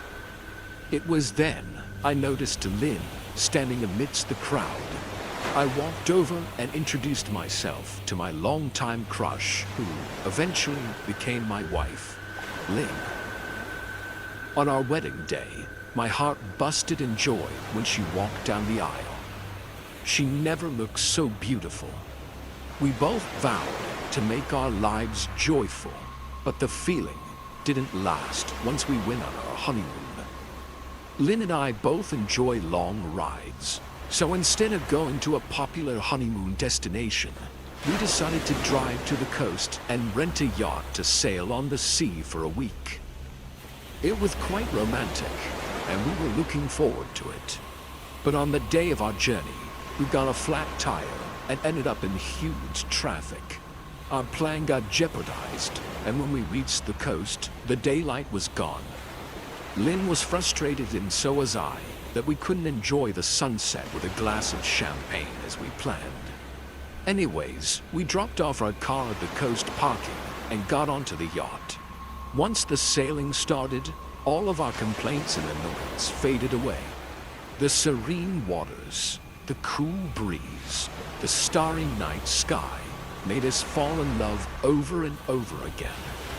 I turned off the engine and the yacht floated in the slowly moving waters. Lynn turned on some romantic music and we started to dance. The moon was shining bright and we were in dreamland. We got completely lost in each other's arms when a sudden jerk broke our concentration.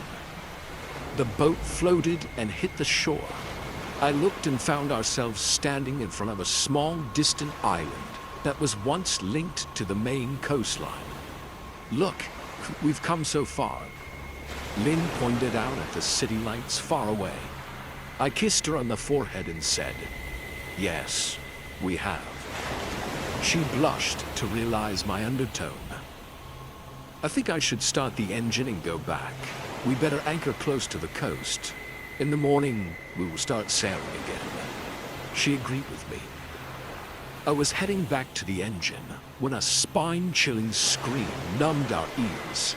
It was the scream of a man writhing in pain. What was that? I don't know. It's coming from the island. We should leave. I'd better start the engine. But didn't you hear the scream? I think someone's in trouble. Lynn, We are not getting off at this unknown island at any cost. La! Oh my God, we need to help him. Before I could do anything, Lynn jumped from the yacht. Her feet left prints on the wet sand that sparkled in the moonlight. Where are you going? Come back, Lynn. It isn't safe. But she's always been a headstrong woman, so she didn't listen to me. Out of fear and worries, I followed her too. But for our safety, I took the gun that I brought along just in case. I still feel lucky that I did. We started to walk into the woods. The moonlight guided us, and even though it was dark, we could spot our surroundings quite clear. Leaves rustled under our feet as we walked barefooted. After walking like this for 5 minutes straight, we didn't hear any scream or see anyone. Lynn, let's go back before we get lost in these woods. We won't get lost. I'm sure the scream came from this direction. Well, now it's gone. Problem solved. Come on, let's go. Wait a second. Can't you just... But before she could finish, we heard a terrifying laughter in a close distance. A group of bats flew over our head, and I understood something bad was coming our way. The laughter grew louder, as if a group of madmen were laughing their hearts out. We slowly tiptoed following the sound and saw flames behind some trees. As we ducked down to peek from the bushes, a horrifying scene unfolded right in front of our eyes. There were 5 people dancing hand in hand around a fire pit while laughing like crazy. None of them had clothes on their upper bodies. The lower portions were covered with leaves and bark. I could tell that they were tribals. White paint was smeared on their faces, making them even scarier. They had long, filthy nails like animals. After circling the fire 3 times, they stopped and threw their hands at the sky, cheering. Litiko enadrana bula, ninduana kabula. Nituku enadrana bula, ninduana kabula. They kept on repeating this. One of them walked to a big rock, and that's when we noticed the bigger horror. Upon that big rock lay a body of a man whose head was decapitated. He was wearing casual clothes, which hints he too was traveling by this area, like us. The tribal guy dragged his body and placed it near the fire. Another member of the group then picked up something, held it high in the sky while screaming those same lines. Nitiko enadra nabula, ni dua nakabula. As the fire illuminated his hands, I could see what he was holding. It was the severed head that once belonged to the body lying on the ground. He opened his mouth and let the dripping blood fall onto his tongue from the head.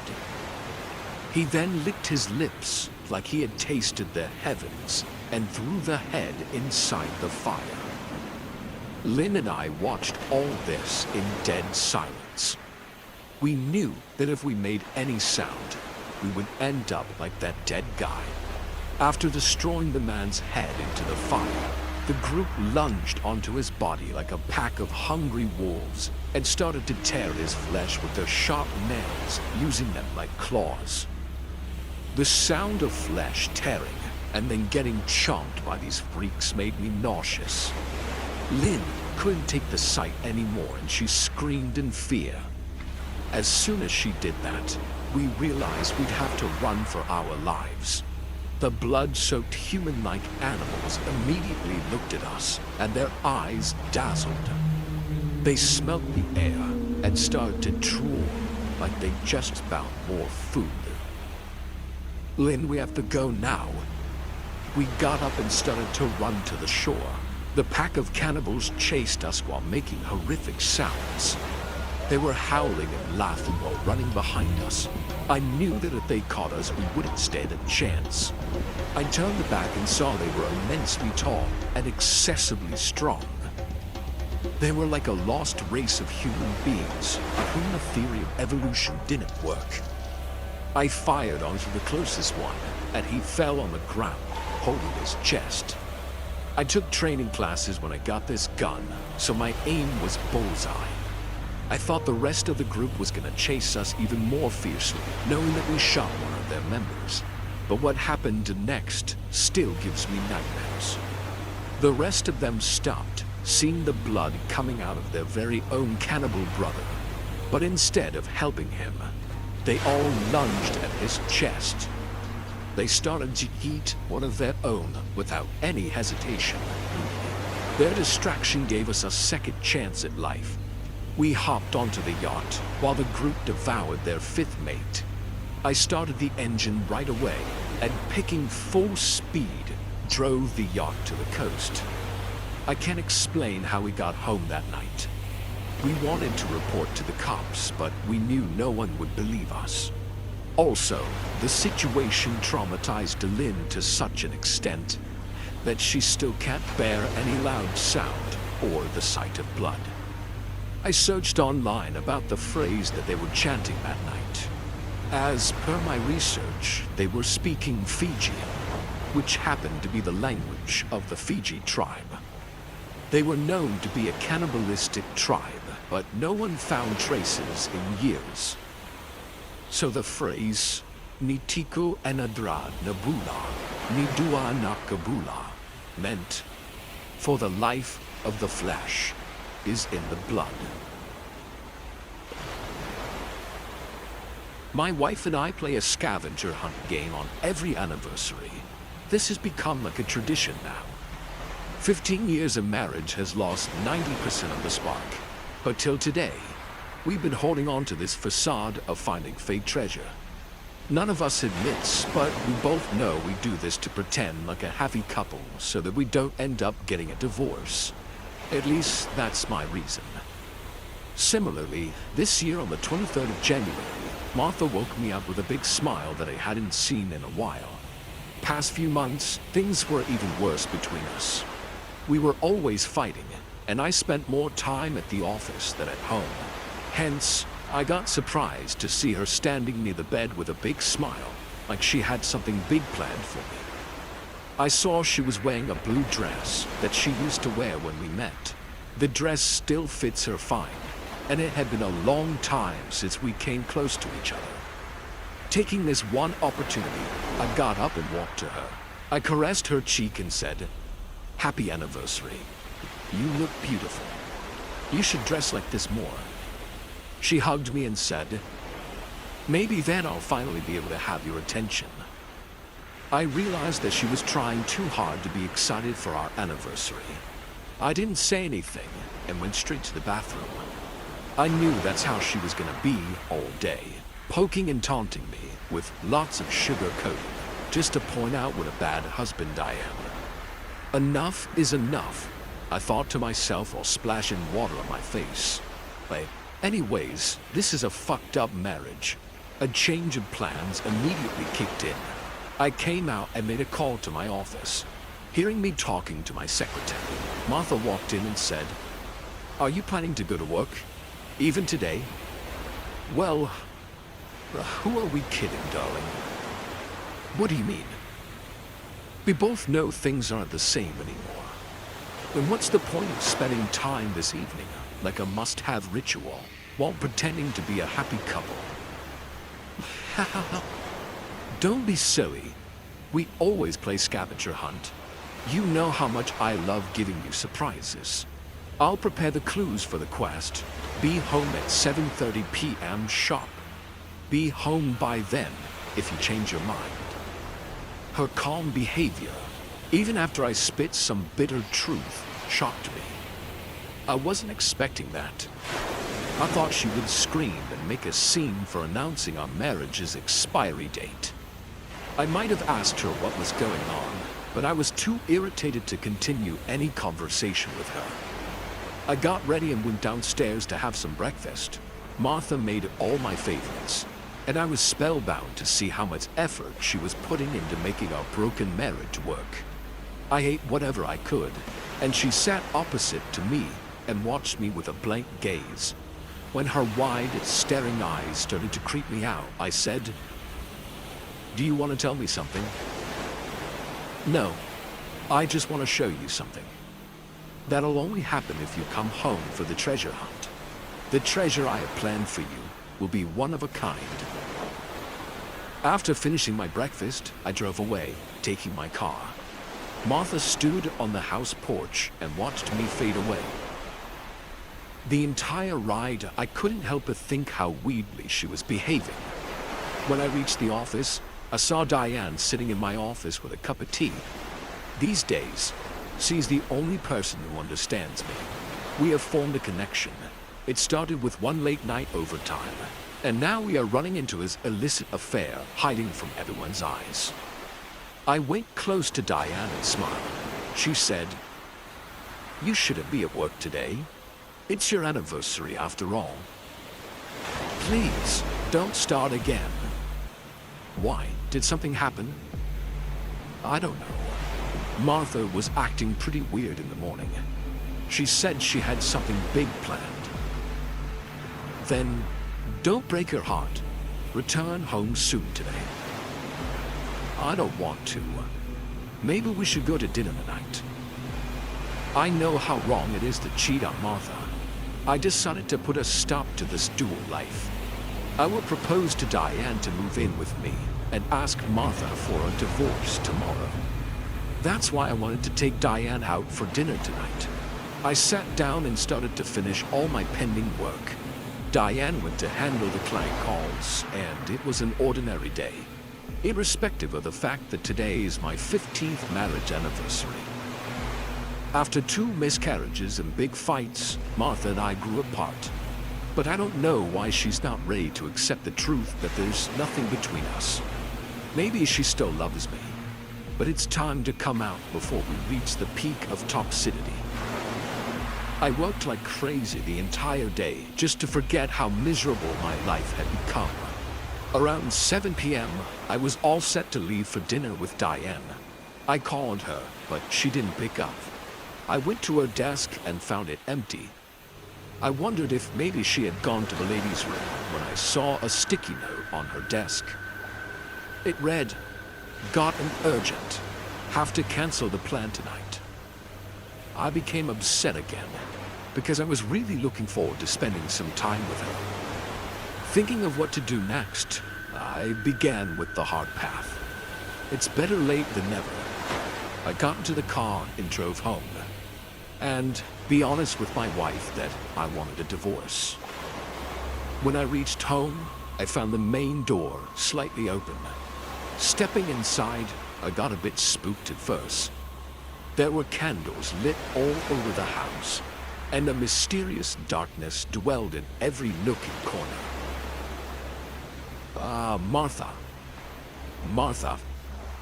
I slowly walked upstairs, navigating my way amidst the light and dark. I twisted the doorknob of our bedroom and found it locked. Happy anniversary.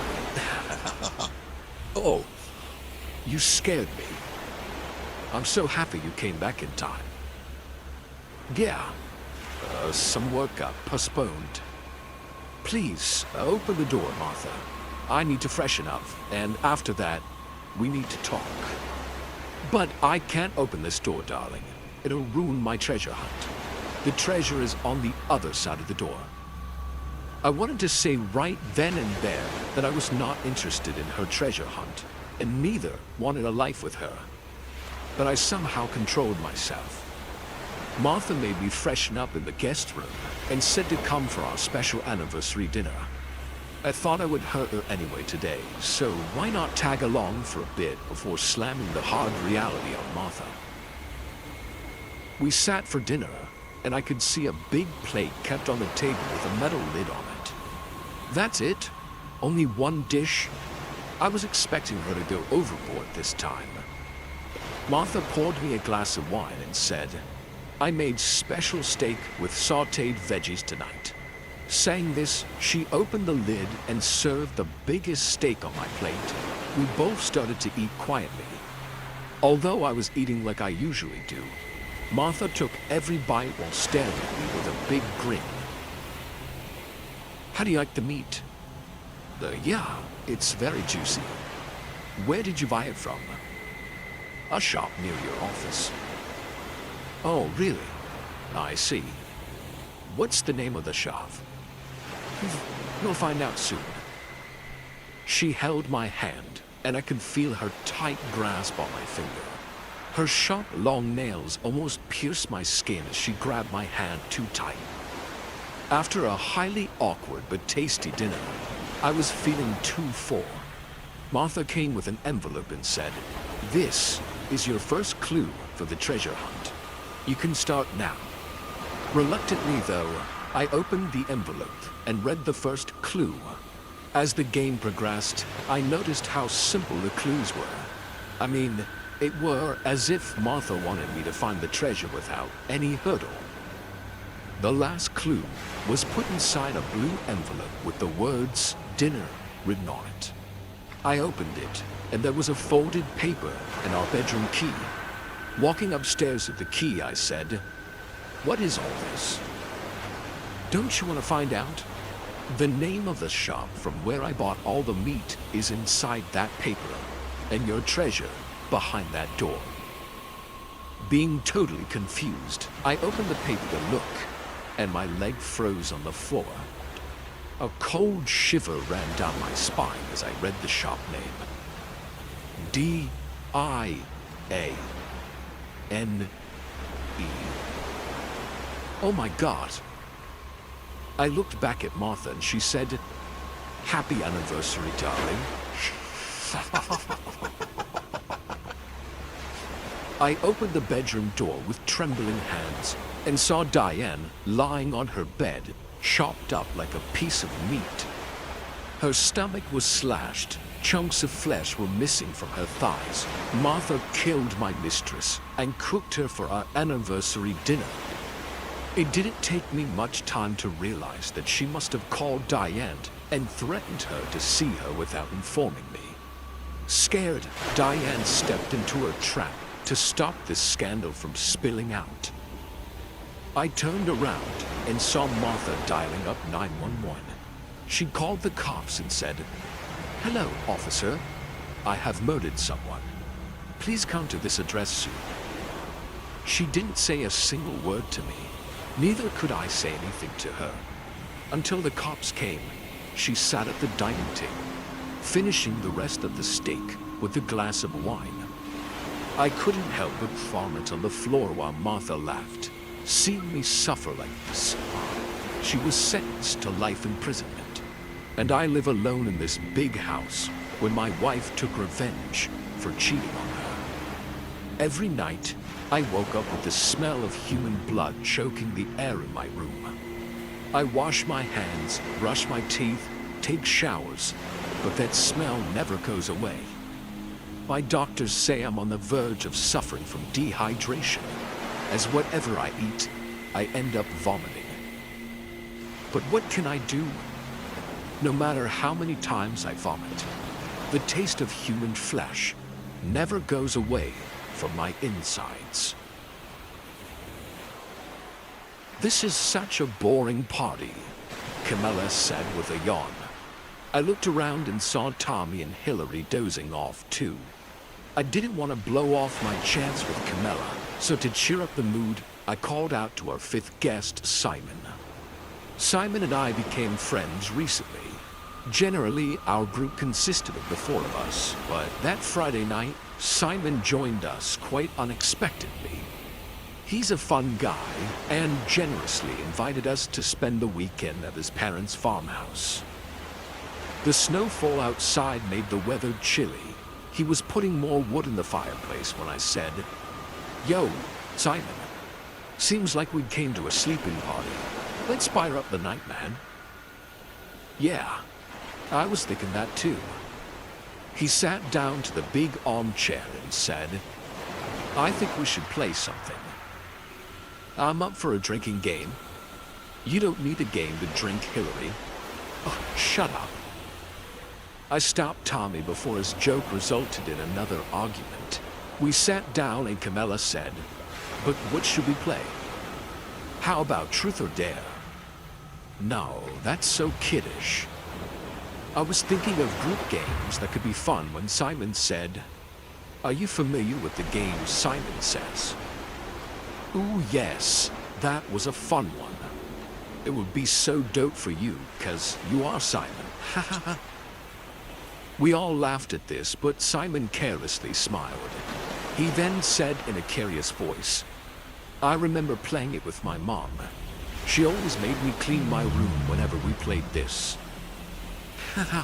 That's why you should never play games with your parents. So Tommy, did you play this before? Yeah, Jack and I used to play it middle school all the time, until we got into some serious trouble. What? What kind of trouble? I don't think that's a good story for a party. Oh, come on, tell us. Guys, it's better if we just forget it. Tommy and I had our fair share of regrets on this matter. Everyone's face turned serious, and a memory from my past flashed back into my eyes. We are all your friends, and sometimes sharing helps you move on in life, Jack. Hearing Simon, I couldn't repress anymore. Honestly, Tommy and I never talked about this, so still sometimes at night, I wake up with nightmares because of this memory. I cleared my throat and said, Tommy and I often played this in school. Usually it was kid stuff, like Simon Says, eat dirt. Simon Says, give the chocolate pudding to your friend, etc. There was a teacher in our school named Mrs. Collins. She used to scold us a lot whenever we didn't do our homework or broke any rules. One day, Mrs. Collins took us with a surprise test, and Tommy and I got caught for cheating. She sent us to detention. We were getting bored in that big, empty detention room, so we started playing this game. Mrs. Collins said to wait there, as she would be back to teach us a lesson. We were just kids, and we were pissed off for her strict nature. Getting bored, we started playing the game until she came. It began with, Simon Says, jump from the table. While playing this game, we found super glue in the room. So what? What did you guys do? I told Jack. Simon Says, stick the glue on Mrs. Collins' seat. After doing that, we waited, and Mrs. Collins came and sat on it. We laughed because she immediately realized that we put glue on her chair. As she got up with the chair stuck behind her, she tried to approach us and tripped and fell on the floor. The wooden chair broke with her pressure, and the sharp wooden edge pierced into her lungs from the back. She died in front of our eyes, choking our own blood. Oh my God, and you guys did nothing? We were so shocked and scared from that moment we forgot to move. But then we called the principal, and our parents came too. The cops came and took away her body. It was all an accident. Trust me. The room drowned in silence. Tommy hid his face inside his palm, and I looked away in immense regret. I wish we didn't do it back then. Well, like you said, it was all an accident. I'll get more wine, then we can start the game. It's okay, Jack. Don't think about it. I smiled sadly as Camilla consoled me. Tommy started loitering in the room nervously. I could see the discomfort on his face.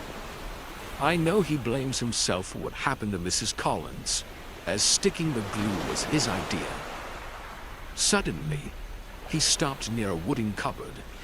He picked up an envelope with his hand shaking and said, Jack, what is Simon's full name? Why? He handed over the envelope to me. It looked like a tax document from last year. On the surface, it was written, "To Simon Collins." The hair at the back of my neck stood up. Hillary and Camilla exchanged a horrifying look, and we heard Simon's voice from behind. "Shall we begin the game, boys?" So, Mrs. Collins, she was my mother, whose horrible death got ruled out as an accident. Why? Because her murderers were two young kids. And what about me? I was a kid too. I grew up without a mother. My dad turned into an alcoholic after she passed away. Our lives got ruined. And it was all because of you two. He raised his left hand, and I saw that he was holding a gun. He pointed it at Tommy and said, "So, Jack, Simon says, slap your friend hard on his cheek." "Simon, please, you don't have to do this, okay?" "Simon says, slap your friend." I looked at Tommy, and he was sobbing already, not having any other option. I slapped him hard. "Simon says, break Tommy's nose." "Please, we're so sorry." "Do it, or I'll shoot him right now." I looked at Tommy with a helpless face, and I said, "I'm sorry. I'm sorry." I punched onto his nose, and Tommy fell on the floor screaming. My knuckles broke too, hitting his nose, and we were both bleeding and praying this torture to stop. "We'll go to the cops, accept that we murdered your mother. Then we'll be sent to prison." "We do it if that's what you want, Simon. Just let us go." "Nothing you two will bring her back." Simon says, "Jump out the window." "What?" "Do it, Jack, or your friend dies." It was a 2-story house. Jumping from the window won't kill me, but it will surely injure me, or even paralyze me if I broke the wrong bone. With shaking feet, I walked up to the window. I heard Tommy scream, "Kill me!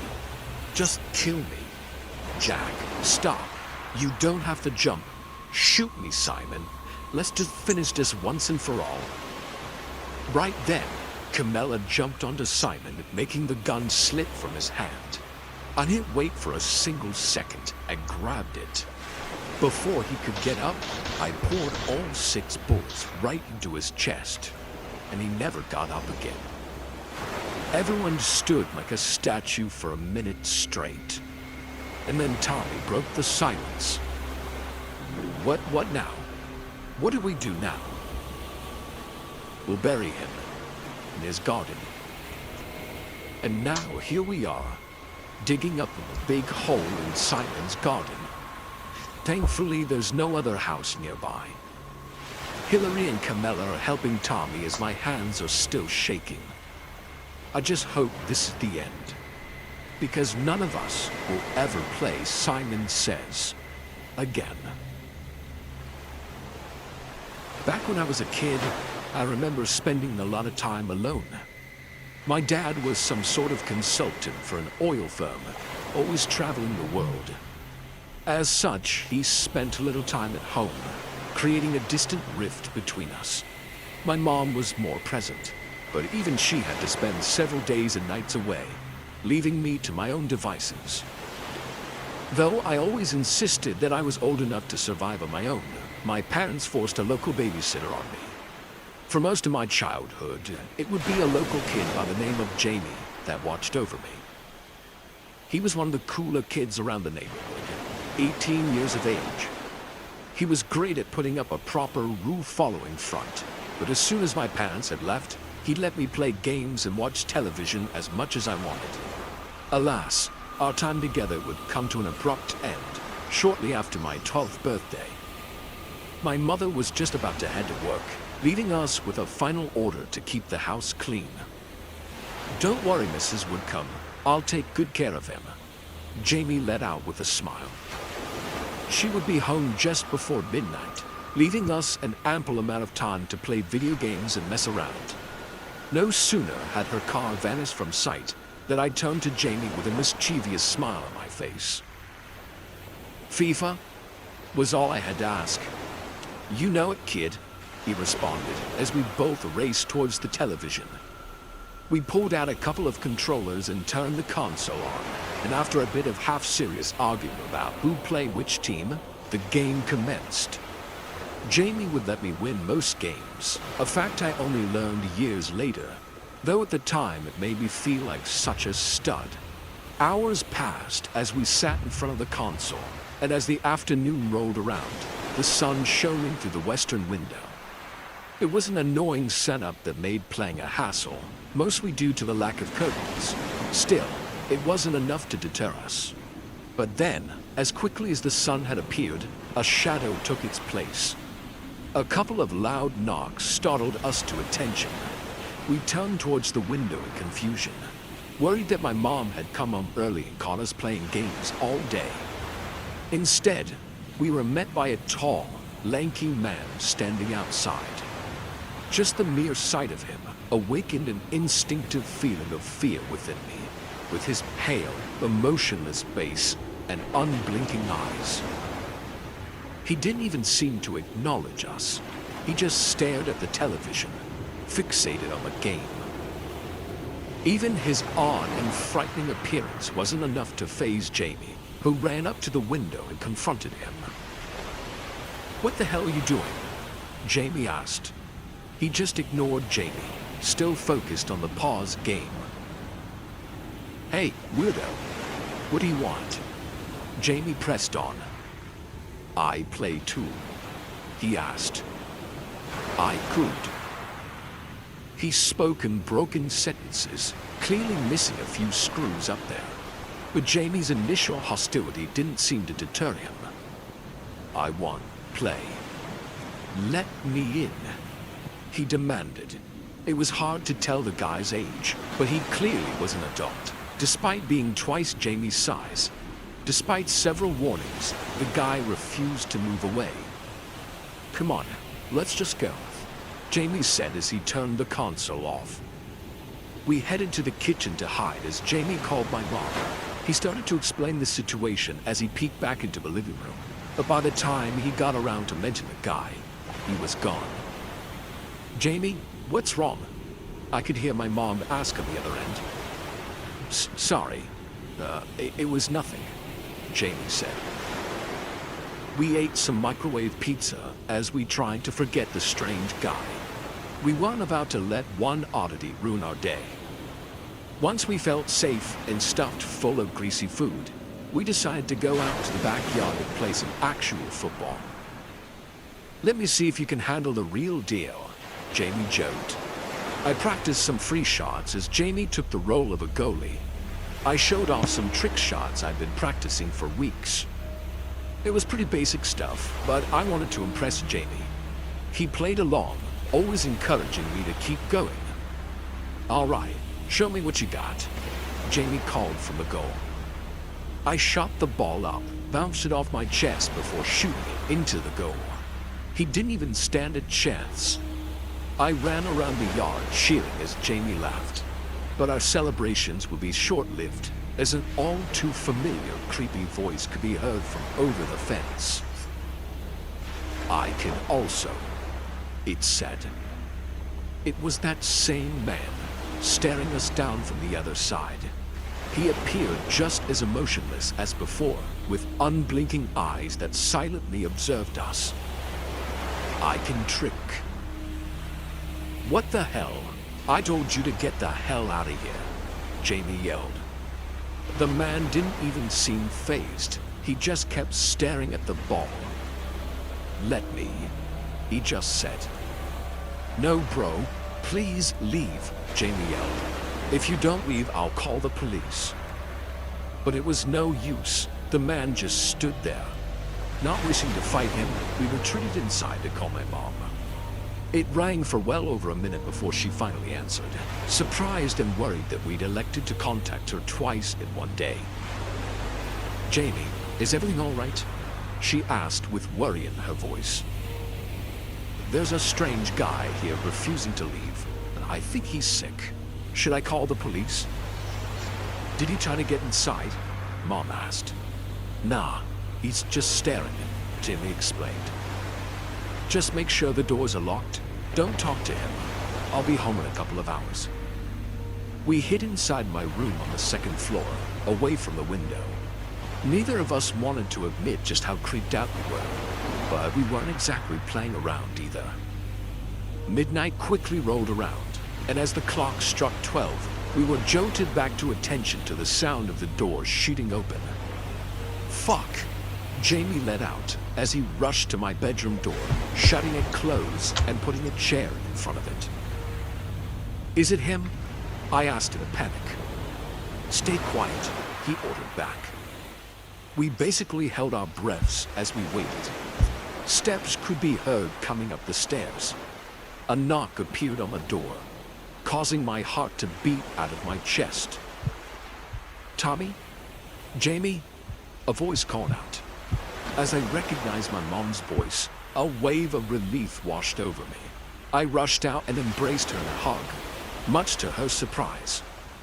The police were called, but due to the lack of an imminent threat, they only gave us a half-hearted promise to look into it. Jamie got paid extra for taking care of me and headed home. I wish that was the end of it, and I wouldn't have to tell you this story. But the worst was soon to come. That night, I went to bed feeling safe under my covers. I fell asleep, exhausted, finally protected by my mother. As a 12-year-old, there was no better feeling. Alas, sleep would not last long. Just around 3 in the morning, I was jolted awake to the sound of a loud thud. At first, I didn't understand what I had heard, but then the sound repeated, clearly originating from outside. I wondered if one of the neighbor's cats had got stuck in the trash can again, but there was no rattle, just repeated thuds. On the third thud, I realized the sound was coming directly from our backyard.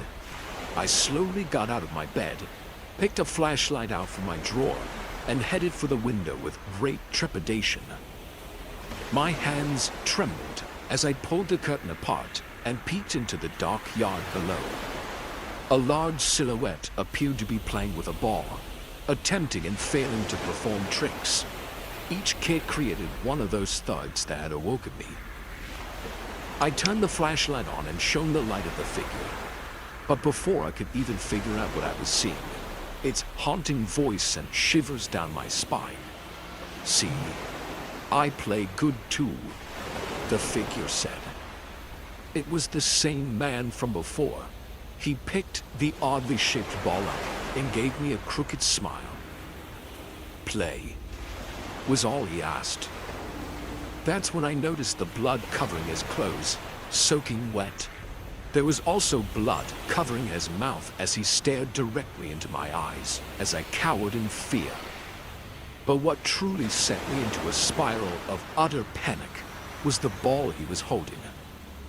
It was the mangled remains of Jamie's head. "Come play with me," the man repeated as he laid a terrible, sinister grin towards me.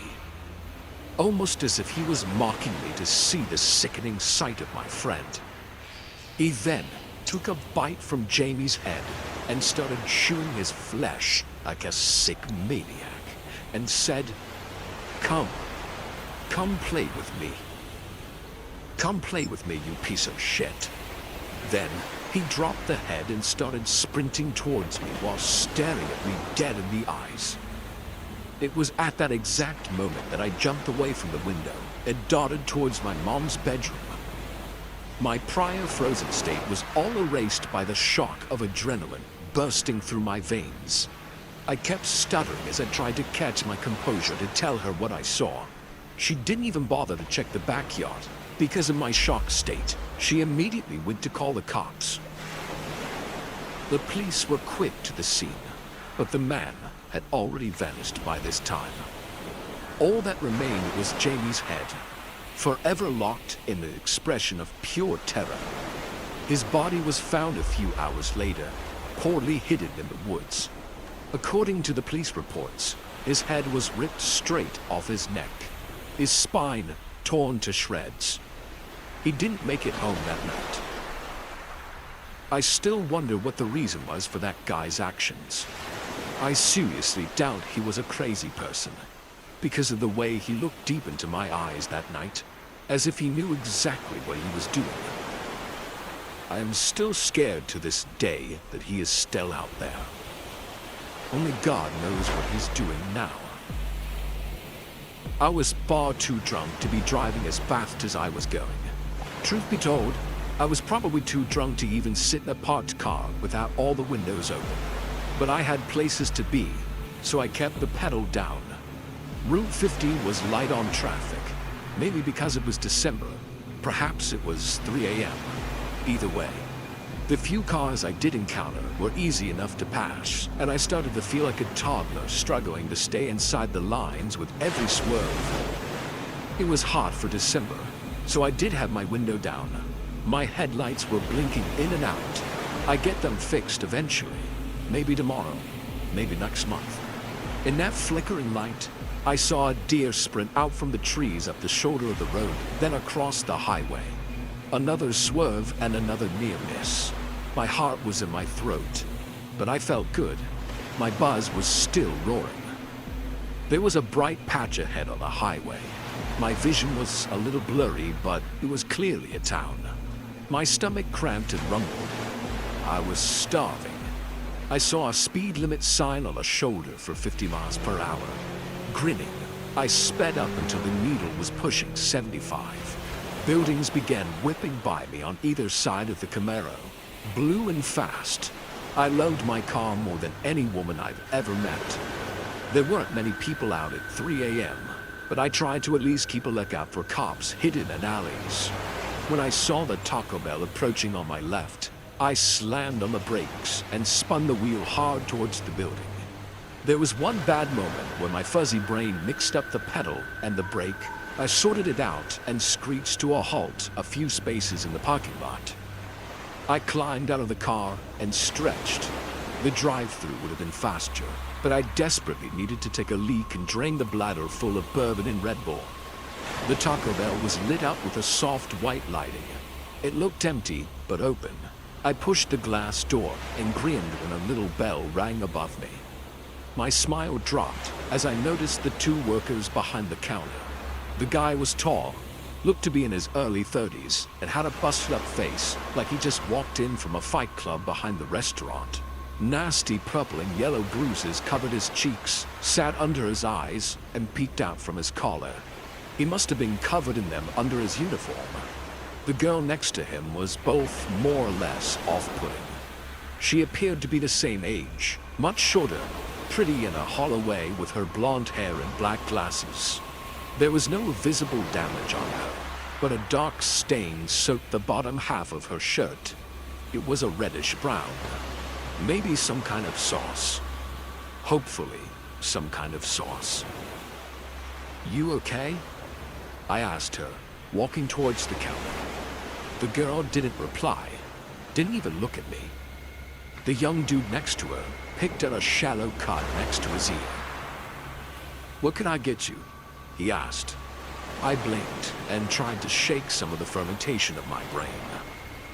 "Tacos." "Yes, sir. This would be the place for that." "What kind? How many?"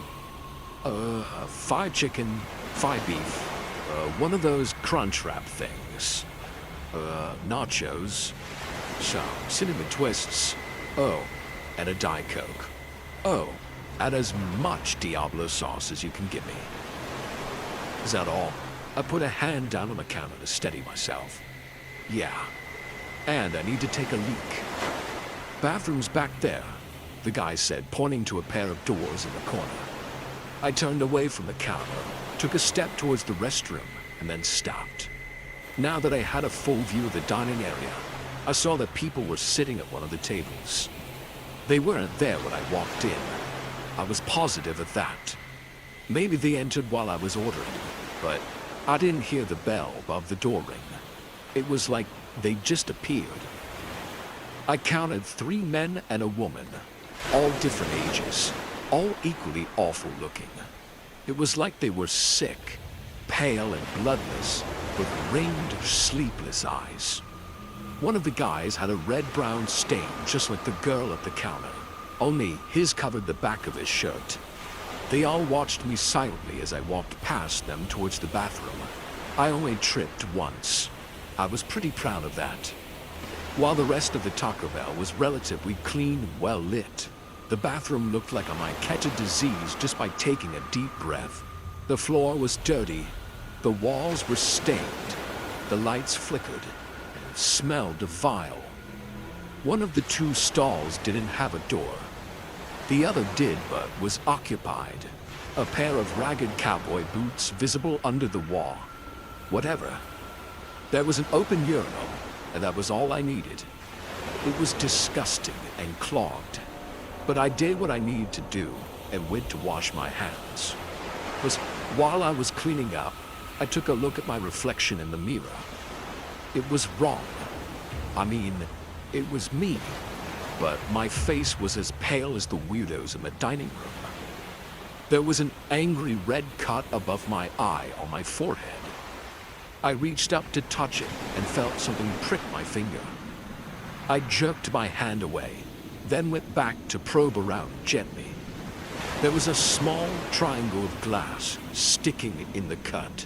I pulled it out and dropped it into the sink, hands shaking as I turned on the water.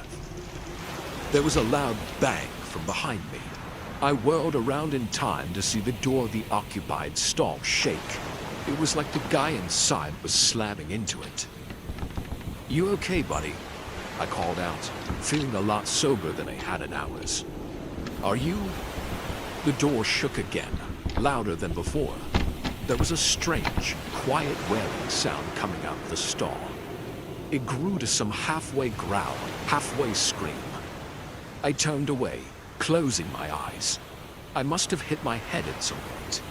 I was imagining things, or... I opened my eyes to find the mirror in front of me completely fogged. As I watched, something invisible dragged against the mirror, drawing a shape or letters in the fog. I didn't stick around to find out what the message was. I left the bathroom running. Once I busted out the door, though, I was stopped so quickly I tripped. The dining room was packed, and the people at the tables and in the booths looked like they'd been dragged out of the local morgue. Men and women, a few teenagers and old folks, they were all in various stages of decomposition.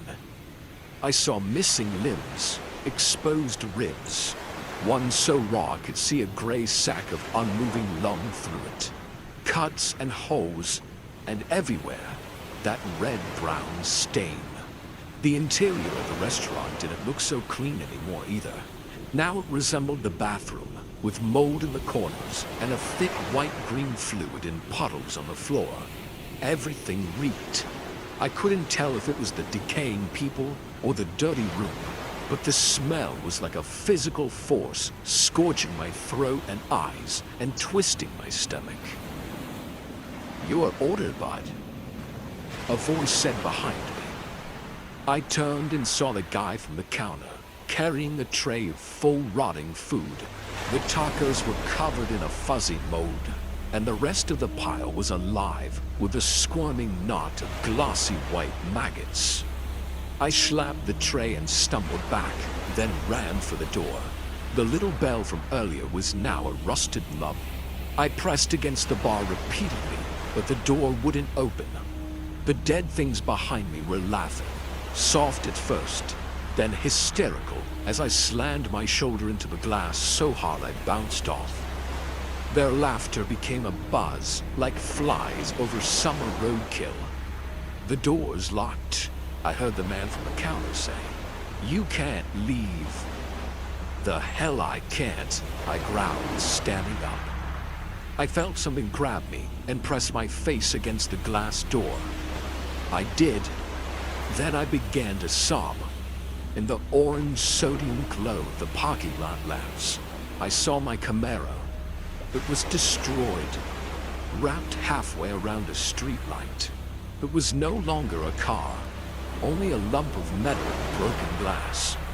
What I saw lying in the parking lot was worse though. A man, just my size, dressed like me, crumpled like a doll, dropped from high, soaking in a pool of blood.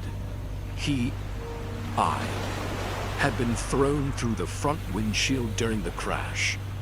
That moment when I accidentally hit the pedal instead of the brake. What if I'd actually kept on the pedal? Heck of a way to die. I heard the counterman whisper, "You shouldn't drive drunk, buddy. Too easy for people to get hurt." Thank God this looks like a one-car crash. A single fatality. Now, go grab a uniform from the back. You're going to be working here for a very, very long time. No, I said, pulling back. This isn't real.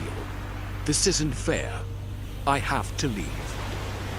The man's grin turned into a snarl. He slapped me, hard and quick, then hit me again, this time with an open fist. I stumbled back into the front door. The short girl that was behind the counter when I came hit me next. She grabbed at my collar and scratched my neck.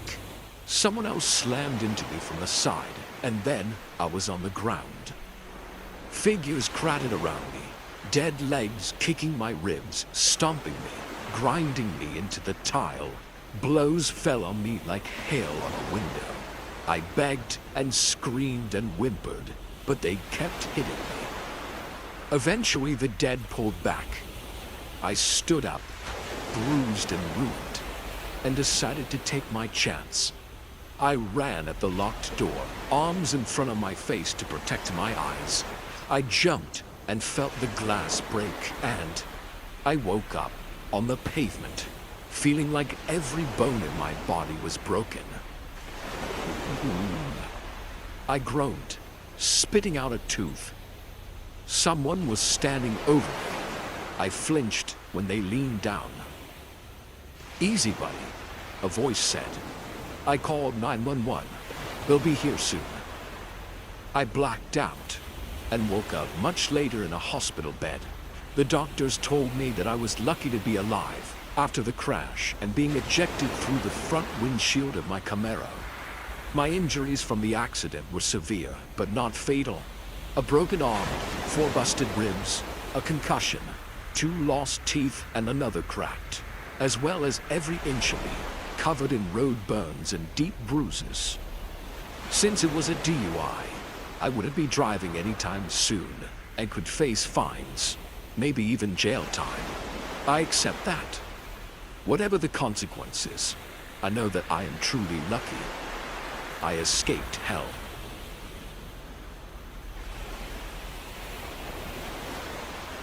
I don't know if I'll ever be happy again.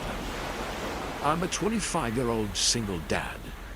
My high school girlfriend Samantha and I had our baby in the very first year of our marriage. Our son Liam has autism, but I never treated him different. But unfortunately, his mother did. Samantha couldn't love him, and I still don't understand why. Because Liam always loved her. Whenever she came close to him, he stretched his loving arms just to be in her lap. But Samantha turned her face away in disgust. Our marriage didn't last. After a certain point, she wanted nothing to do with our son or me. She left me for some rich guy. But I was happy and proud to be Liam's father. He's a bundle of joy, and he means the world to me. Many of my relatives told me to remarry, as a dad isn't enough to raise a baby. But I wanted to prove them wrong. Parenthood doesn't depend on gender. It depends on love and care. Liam and I built our small world with joy. He would often look out the window and point to the neighborhood kids, saying, "Dad, they say I'm different. Different, am I?" He repeated words due to his autism, but I always made him feel strong. I said, "Yes, they are right. You are different. You are more kind, joyful, and mostly strong than any of them. That's why you're different. Don't let anyone tell you less than that." And the smile on his face rose again, hearing this. Liam's brain had a slow development, so although he is 9, he behaves like a 5-year-old. I could see people noticing him whenever we were out, but I always kept my head high so that he realized that his dad was proud of him. Parents need to stand up for their kids, and I did exactly that for my son. Liam and I always went out for dinner every Friday night. He loved eating burgers, so Friday night was fast food night. Similarly, one Friday night, I drove him to the mall. After playing in the gaming section for almost 2 hours, we got hungry and decided to have some dinner. Liam wanted to have a burger, so I took him to Wendy's, 20 minutes from the mall right beside the highway. The restaurant was not as crowded as I expected. Liam and I sat down at a corner table. I took a quick look at the menu and then walked to the counter to place our order. A young Wendy's employee was standing behind the counter. He gave me a courteous smile and said, "Welcome to Wendy's. May I take your order, sir?" "Yeah. We'll have 2 grilled chicken cheeseburgers, 1 medium fry, and 2 Sprites." "Okay. Please have a seat. I'll bring the order to you." "Thank you." After paying, I returned to my seat and noticed Liam staring at the exit with a smiling face. Generally, he smiles at every passerby, so I thought he must have seen someone outside. However, I didn't see anyone outside. I talked to him about how much fun we had when Liam looked over my shoulder, ignoring me. The shop bell rang, and I heard footsteps behind us. Turning around, I saw a woman in her late 40s entering the restaurant. Everything would have been entirely normal if she didn't dress like the red-headed girl in the Wendy's logo. She wore 2 ponytails and had excessive makeup to look like a kid, which backfired. Instead of looking innocent, she looked creepy. Her eyes were light green, making it even more bizarre when she smiled at us. The Wendy's girl. Look, Dad. Wendy's girl. Yeah, she looks somewhat close to that. She's real. Real she is. Right? I got weird vibes from this woman the moment she entered this place. The guy behind the counter also seemed uncomfortable having this out-of-place customer. The 2 to 3 people eating there started to whisper among themselves about her unusual appearance. Needless to say, none of them were used to seeing what they were seeing. Meanwhile, the food came, and Lee's attention shifted from her. I also concentrated on my food. I just wanted to finish early so we could go home. Why are you laughing, Liam? The spoon on her nose. Her nose looks funny.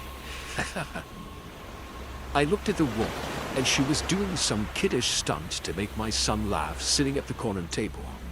She stuck a plastic spoon on her nose and made funny faces, which looked quite disturbing.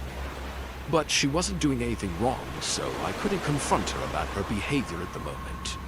We were almost done eating when the woman walked up to our table. "What's your name? Is it Mr. Smiley Face?" "Liam. I'm Liam." The woman completely ignored me and started to talk to my son like I wasn't even there. "Do you like my hairstyle, Liam? You're funny." "Funny. So, where do you live?" "Excuse me, do you mind?" "Liam, where do you live?" I was stunned by her audacity. Even as I asked her to back off, she wasn't budging. The woman raised her dirt-filled, bony fingers and went to caress Liam's cheek. I slapped her hand and said, "Well, back off from my son." "You're a rude father. I was just trying to play with him." "Well, just leave us alone, or I'll have to take some serious steps." "Is there a problem here, sir?" The Wendy's employee came too, and I told him how weird this woman was. The employee apologized on her behalf. He told the woman to either sit and eat quietly or leave the restaurant at once. Hearing this, the woman's eyes widened in fury, and she said to the employee in her shrill voice, "What? You can't throw me out of here. I'm the Wendy's girl. Can't you recognize me?" "Ma'am, please don't take your seat. You're making everyone uncomfortable here." "Shut up, you peasant. Go to hell with your restaurant." The woman insulted the employee and did something even more hateful after that. She walked up to her table, spat on her food, and bumped the table on the floor.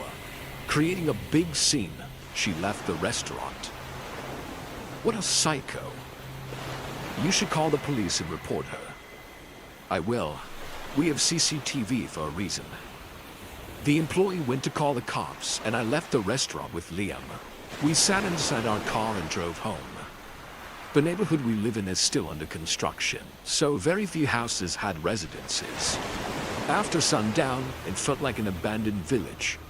I was unlocking the door while Liam stood beside me. Ha ha ha.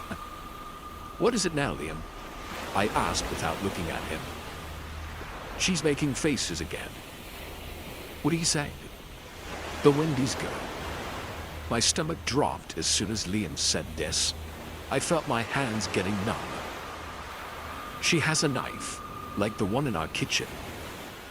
I immediately turned back and saw that freaky woman dressed like the Wendy's girl was now running at me at full speed, holding a big sharp knife in her hand.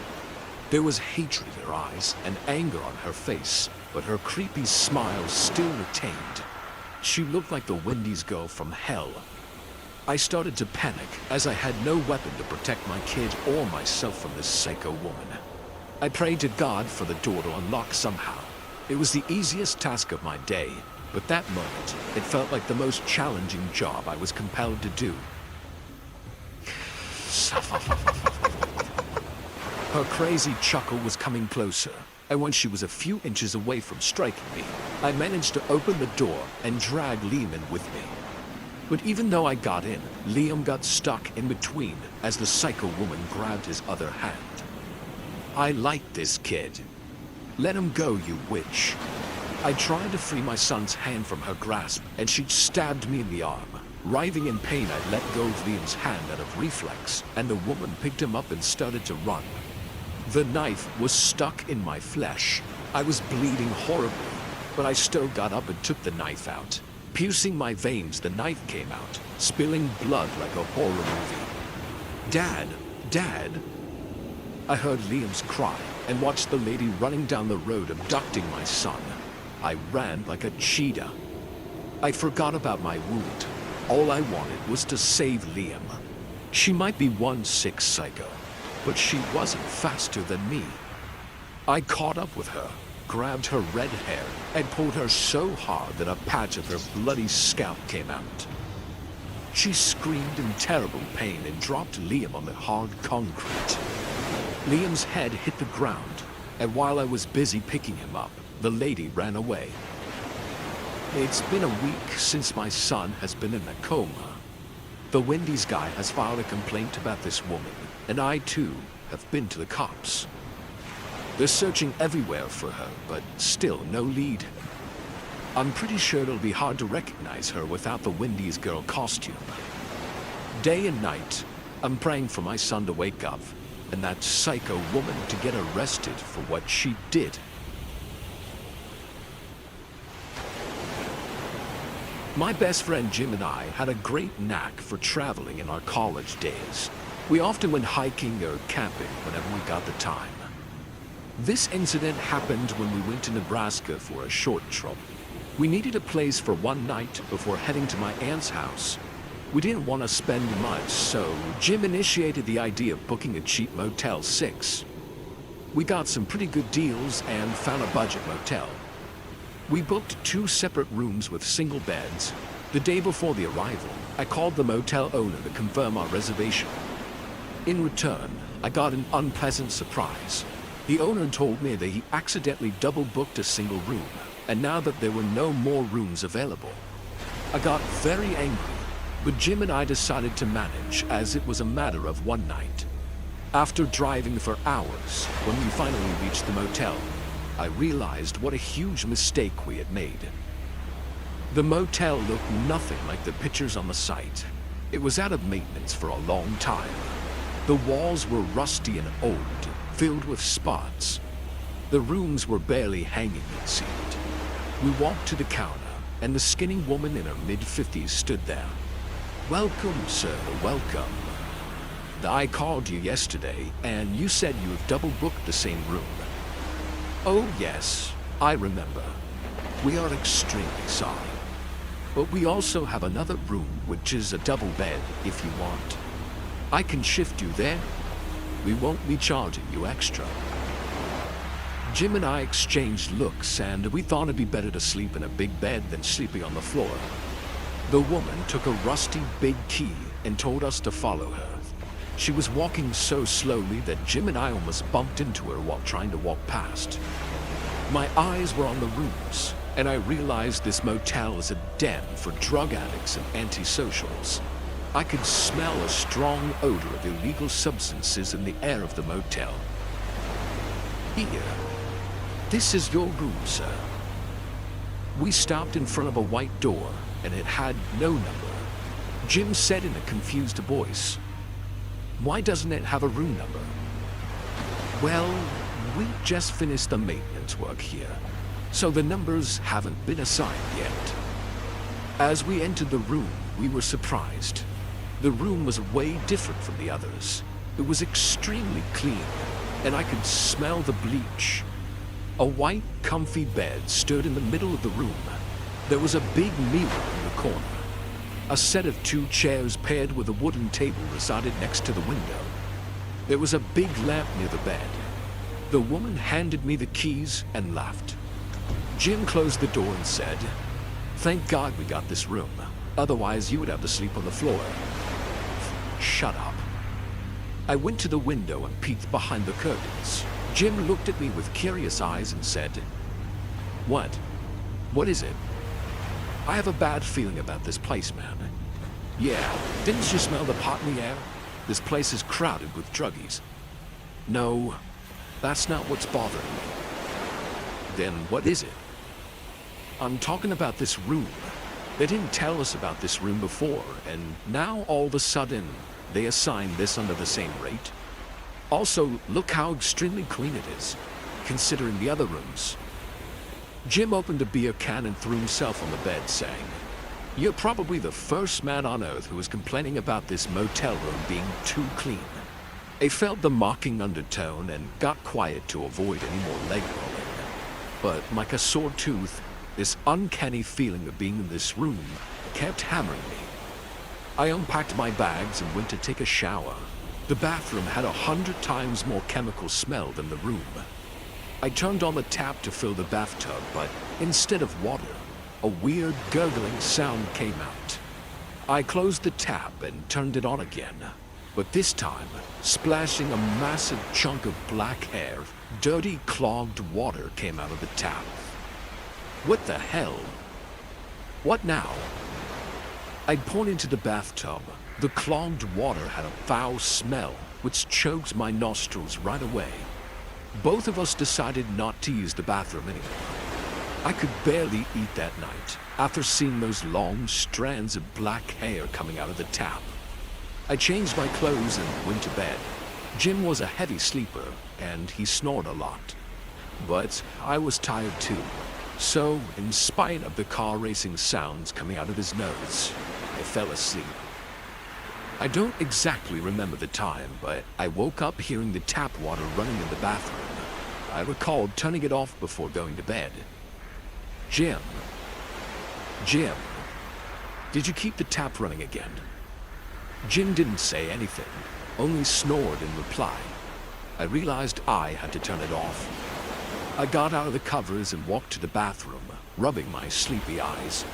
As I stepped inside the dark bathroom, I saw the curtain surrounding the bathtub was also closed. A weird breathing sound was coming from the other side. As my eyes adjusted to the darkness, I saw a shadowy figure sitting in the bathtub. Being completely shocked, I moved the curtain in one go, and there was no one. The bathtub was filled with black, murky water that smelled like death. I closed the tap and was about to turn back when bubbles formed on the water. Slowly, the murky water started to form bubbles in a very unnatural way. This went on for a few seconds, then everything got pin-drop silent. Like the air stopped blowing, the clock stopped ticking, even the bubbles stopped making the sound. An unknown fear grabbed my feet and glued them to the cold bathroom floor. Suddenly, that heavy breathing took place again, and the still black water started to move. I stood like a statue and watched all this happen with my own eyes. The next few minutes were probably the scariest times of my life. Suddenly, a human head started to surface from the bathtub. It was a woman's head, no doubt, as I could see her long black hair dangling.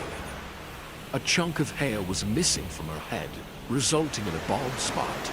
Her face was completely covered, and she was making a spine-chilling sound from her closed mouth. It was a mix of a subdued growl and a painful moan.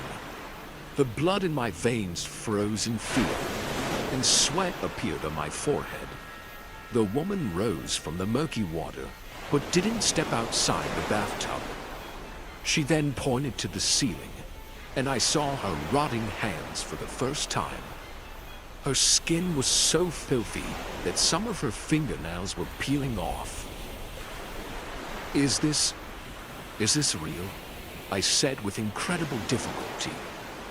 The woman, again, didn't say anything, just pointed to the ceiling.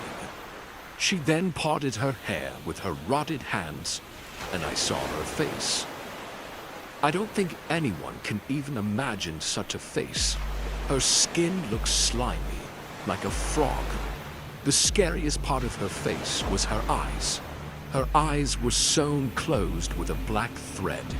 She then slowly smiled at me, and I screamed at the top of my lungs. Trolling like a coward dog, I came out of the bathroom.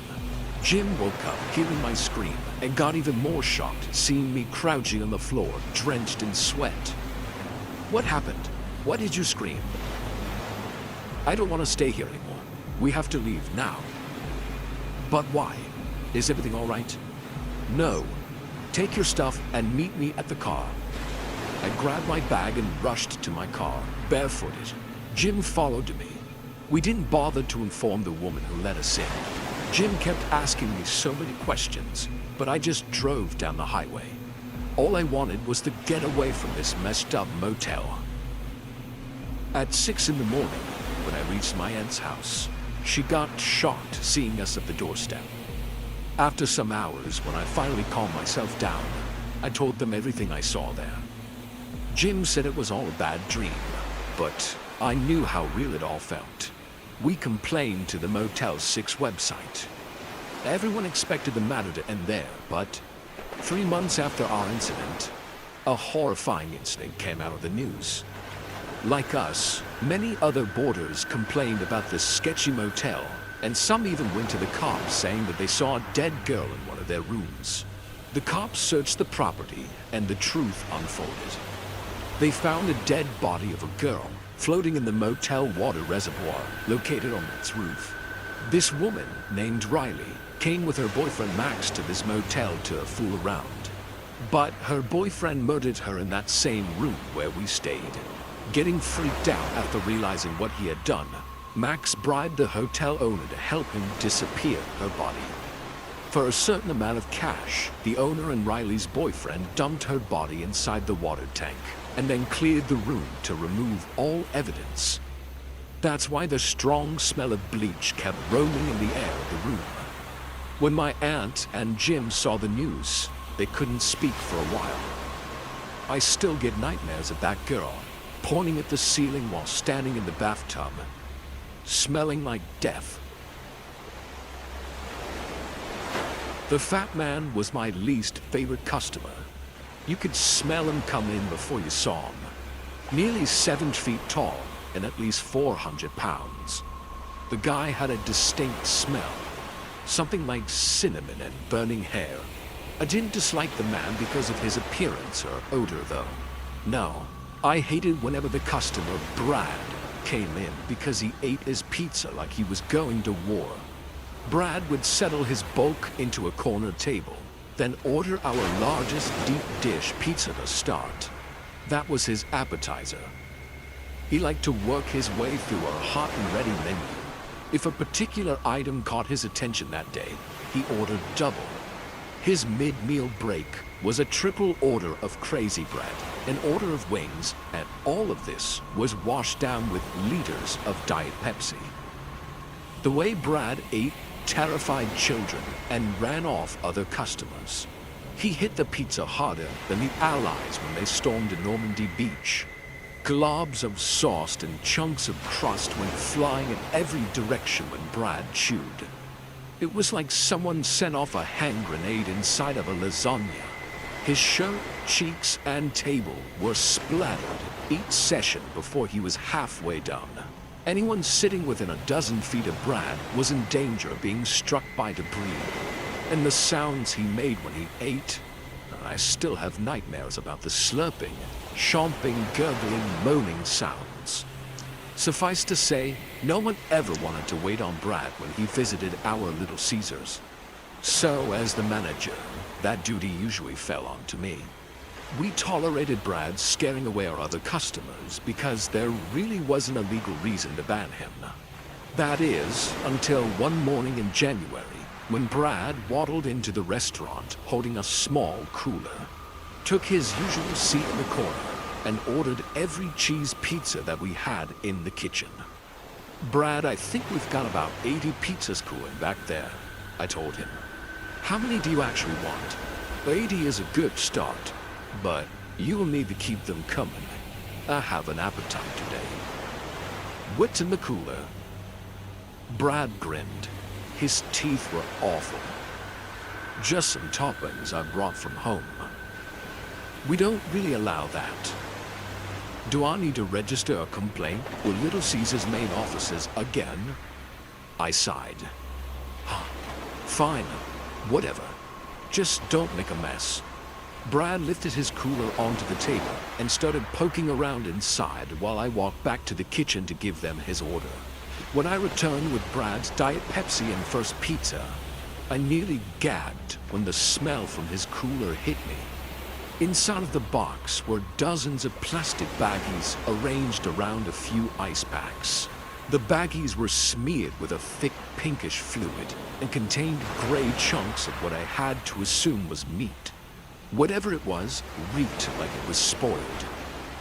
You can't eat that, I said, setting Brad's order on his table. The food in your cooler's gone bad. Brad just smiled and popped one of the gray blobs into his mouth, then licked the pink fluid from his chin. I retreated before my stomach betrayed me. The rest of the staff and I barricaded ourselves in the kitchen as well as we could.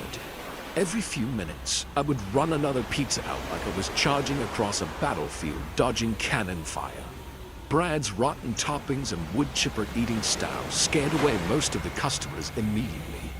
One brave family tried to stick it out, sitting at the opposite end of the room, but Brad ended up choking on a slice of pizza, then coughing it up. The wad of dough and phlegm shot all over the tables and splattered the family. Brad started laughing, spraying more food.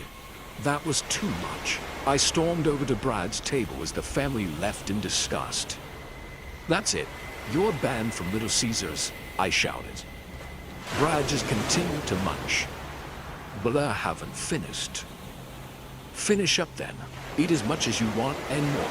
But after you leave today, you're banned permanently. Brad shrugged and thrust his empty glass at me. Refill.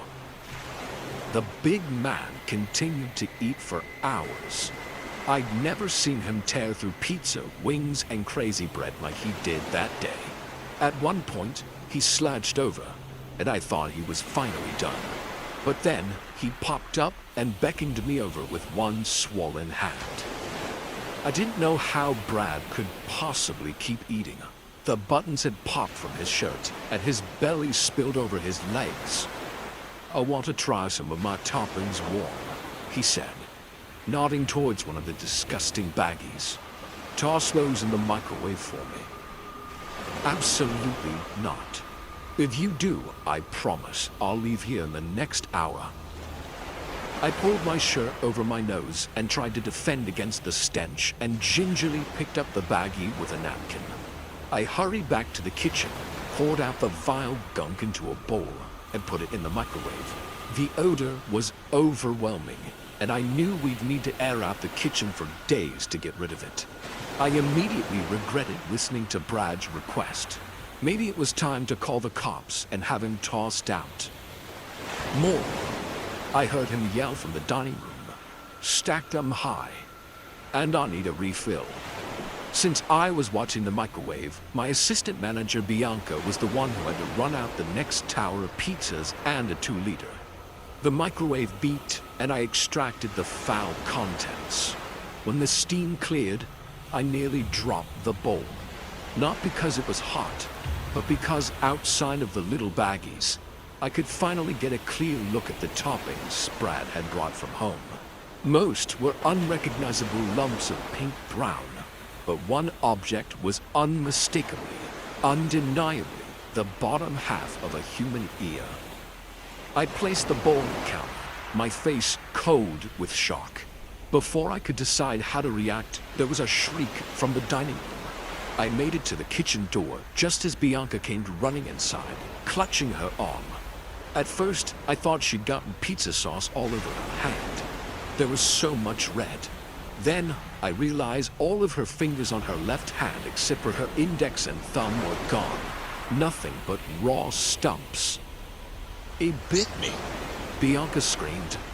I tried to put the pizzas down for him and that monster snapped.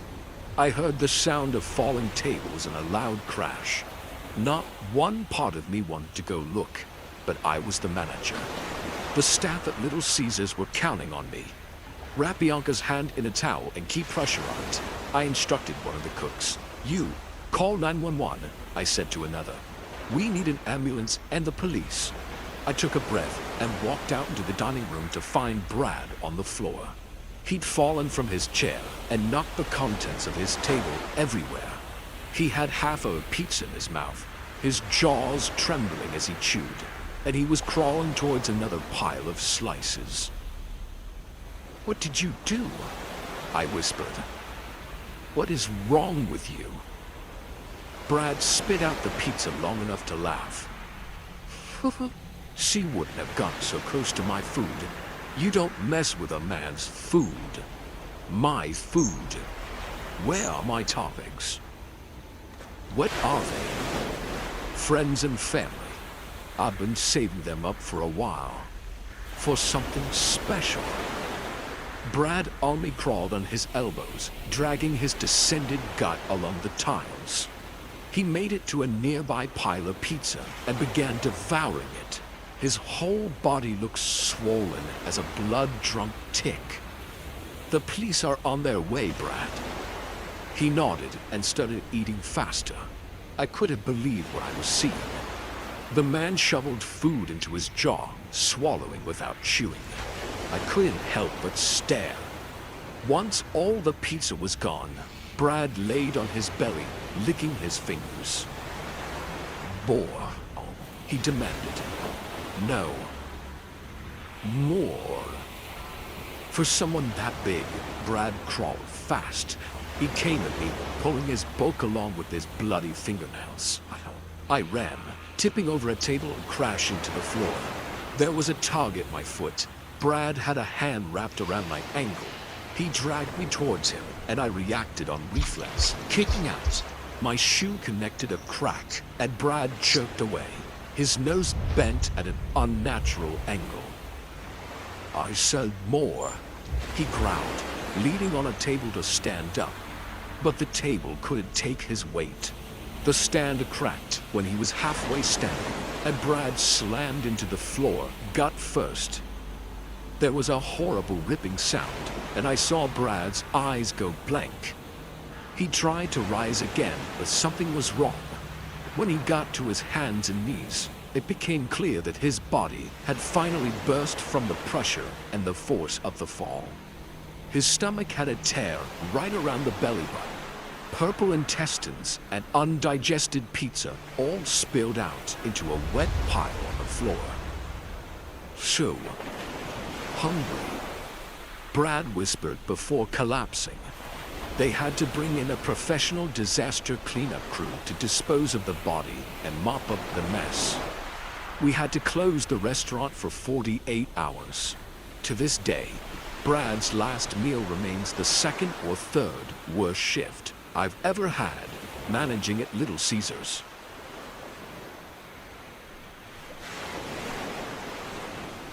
I'm a 25-year-old petite woman working in an advertising agency. My office is in a secluded area outside the city.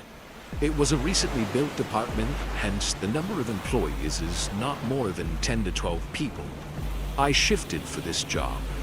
The work pressure was so high sometimes that most nights a group of us had to stay back for projects. Hence my regular dinner was takeout foods. I am a smoker in my non-smoking group, so I often preferred walking to the Little Caesars pizza place while taking a smoke break. Most of the time I went alone because I like their pizzas. So it was one Friday night and I was still working late. We were a group of 3, and everyone was trying to finish quickly so that they could jump into the weekend. After an hour, I finished my work, but my colleagues were still stuck. We were all planning to leave at once, so I decided to wait for them. While they worked, I went out for my usual break. The Little Caesars shop was at the end of the road. There weren't many cars that night. I crossed the street and lit my cigarette. I was walking on the footpath when a car came from my direction and flashed its bright headlights on the opposite side of the road. A man, about 40-50 years old, was seen standing there. He was dressed in a very poor way. His khaki trousers were muddy and torn in places. He was too lean and looked pretty pathetic. There was no expression on his long, porny face. He was just standing there, watching me. I turned my head away, feeling extremely uncomfortable, and increased my pace. I didn't look back and went straight inside the pizza store. I was about to go in when that man yelled from the back, "Pizza! Pizza!"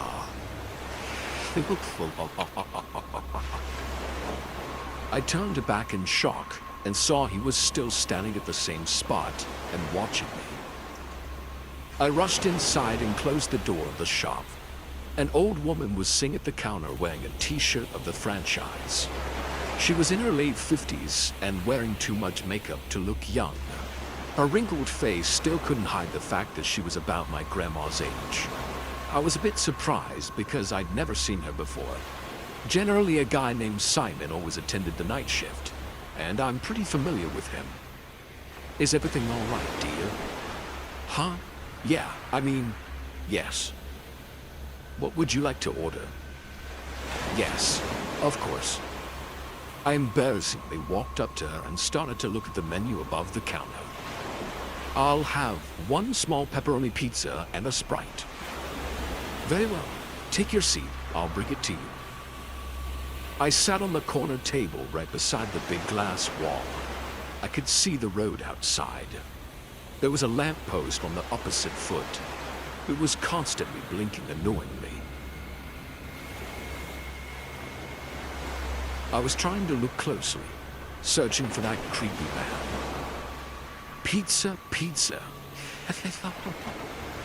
What the hell? I'm sorry. I didn't mean to scare you.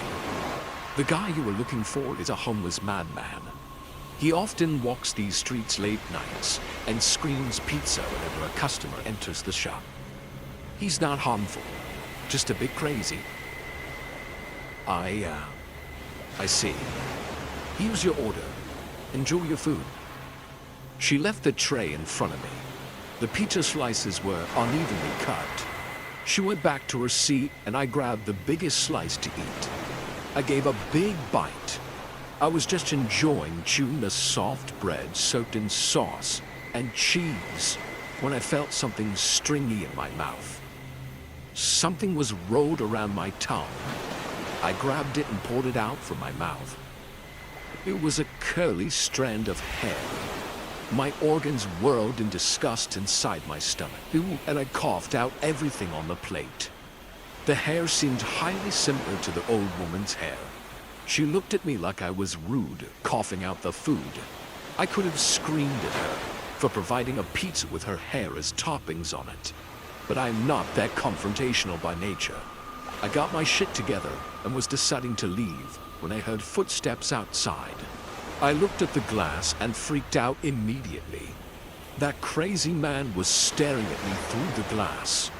His entire body was leaned over the glass, making his facial features look even more disturbing than before. He remained like that for some time, then started walking away. There's no way I'm going out while that man is out there. I couldn't eat the pizza after what I discovered, so I thought to call my colleagues to see if they were done by now. I planned to wait here and tell them to come meet me so that I didn't have to walk back to the office. I took out my cell phone and called them. Luckily, they were ready to leave as well. I told them to meet me at the Little Caesars pizza shop and noticed the lady at the counter watching me with a weird smile. Once I disconnected the call, she said, "You're such a scaredy cat." I didn't want to answer her back because I had to wait for a few minutes more, and I wanted to do that without any trouble. I couldn't eat the pizza, so I grabbed the Sprite to take a few sips. But before I could open the bottle, the seal was already broken. No sooner did I open the bottle, a foul smell of urine choked the air inside the restaurant. I got up and started vomiting on the floor. Hey, you were ruining the place. Stop it." The old woman started yelling at me. She rushed towards me and pushed me back while I was feeling sick. I couldn't take it anymore. I somehow kept my balance and then started shouting at her. "What the f is wrong with you? You gave me urine to drink. Are you insane? What? Don't lie. I know girls like you, trying to blame the employee for everything. Just pay the bill and get out of here." I took out a $10 bill and threw it at her while rushing towards the exit. I was walking past the counter when I saw someone lying on the floor behind the counter. I didn't fail to recognize the person on the floor in a fraction of a second. It was Simon, no doubt.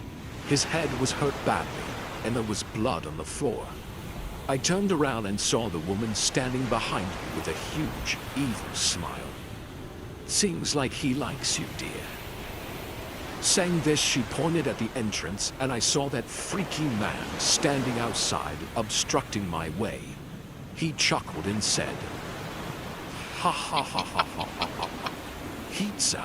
Pizza, and lunged at me with a massive rock in his hand. He hit me on the cheek real hard, and I felt my jaw break. Blood and teeth sprung out of my mouth altogether when the woman grabbed me from behind and started to strangle me.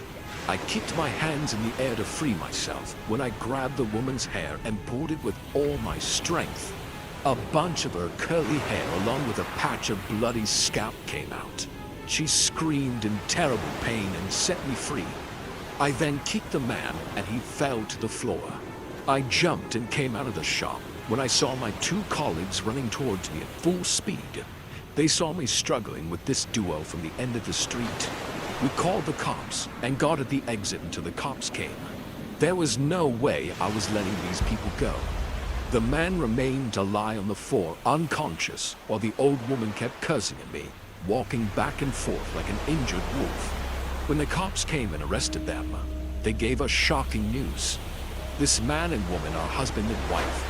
They're both deranged criminals who were on the run for the last 8 months from the local asylum. They pulled off some robberies and assaults throughout the city after escaping prison. I stood there and watched the cops taking them away. Before getting inside the car, they both looked back at me and said, "Pizza, pizza."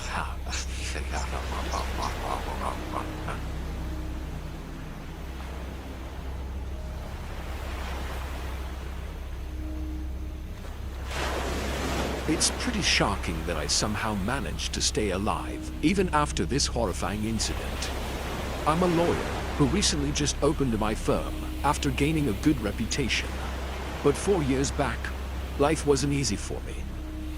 I came from a very needy family where my mom had to work 2 jobs and part-time on weekends to raise 3 kids. My dad was a drug addict who got sentenced to life imprisonment for murdering his boss.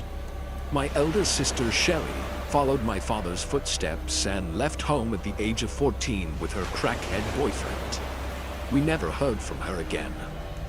At the same time, my little sister Judy and I turned out to be normal human beings who value life too much to throw it away like our father and our oldest sister.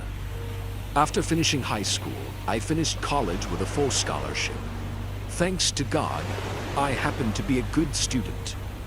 Judy also got a job in the preschool as a teacher, and our mom, who never had a peaceful life, finally had a peaceful death, knowing that 2 of her children did well with their life. Judy and I see each other on holidays, but somehow we grew apart with time. Being a lawyer, I could barely make time for myself, so once I got my first job in a prestigious law firm, all I cared about was work. This incident happened during that time. It was a Saturday night, and I won my first case, which was a big deal for me. My seniors approached me for my commendable efforts, and finally, in a long time, I felt the need to celebrate. I wanted to keep it short. I left the office and took a cab. As I drove past the nightclubs, I realized I was in no mood to be around loud music and party animals. I Googled for small pubs nearby. I was scrolling through all my options when I noticed a Hooters outlet located at the highway. I asked the cab driver to take me there. I've been to the Hooters before with some clients and colleagues. We left the city and got onto the highway. After a quiet drive, the cab dropped me off at the location. Being located on the outskirts, I expected cars and bikes outside, but surprisingly, none were there. The lights were on, and the entrance door had a hung-up open sign, so I was sure it was open. Ignoring this hunch, I stepped in. If I had taken that sign seriously back then, my life would have been different. That's why people say you should trust your instincts. Stepping inside the restaurant, I got even more surprised. The place was in full swing. Men were drinking beers, laughing and flirting with the beautiful Hooters girls. No one could tell from the outside that there were so many people in here. I could tell that every man around here was heavily drunk. Their eyes had the drowsy stare, and their faces were all flushed with the hit of the toxins. A big fat guy was sitting at a table with 2 Hooters girls on both sides. I've been to many Hooters, but something about this one seemed weird. I sat down at the bar and ordered a beer and some chicken wings for myself. 3 rows beside me, a bony drunk guy was sitting with a zoned-out face and staring at the beer mug. He observed the brewing bubbles inside the glass mug and smiled on his own. I watched him doing all these drunk stunts when a sweet voice talked to me.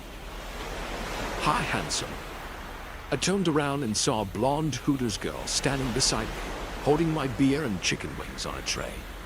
The Hooters official uniform accentuates her figure in all the right places. I've never been a flirt, but there was something in the way she looked at me then. I couldn't shake her off. When she realized I was taking too long to answer her, she let out a teasing chuckle and said, "Did the cat catch a tongue, handsome?" "Yeah, no. Sorry, hi." "So, what do people call you?" "I'm Jake, and, you are?" "I'm Natalie. Tonight, I'll be a Hooters girl. Just let me know if you need anything. I'm right around the corner." She placed my order on the table and gave a heart-wrenching smile before walking away. This all felt so unexpected to me. People occasionally flirt in Hooters or any pub, but she was going completely out of line. I was stunned to see that she had no fear of drawing creeps to her with such attitude. I was feeling very hungry, so I concentrated on my food. The chicken wings were amazing, and the beer tasted strong. I don't drink much, but anyone could tell those normal beers don't taste like this. I was about to shove the last piece of chicken wings in my mouth when I overheard a conversation. It was that bony, drunk man sitting at some distance talking to another beautiful Hooters girl. I think I should go home now. I'm drunk. My wife will be angry. But what about all the fun you're having here? Won't you miss that? Yeah, I will. But it's been 2 days I'm here. You're so funny. You've only been here for hours. You're so drunk, mister. Are you sure? Yes, I am. Come on, come here with me. I've got something special for you. The man got up and followed the girl like her pet dog. What made me worried was him saying that he was here for 2 days. Was he telling the truth?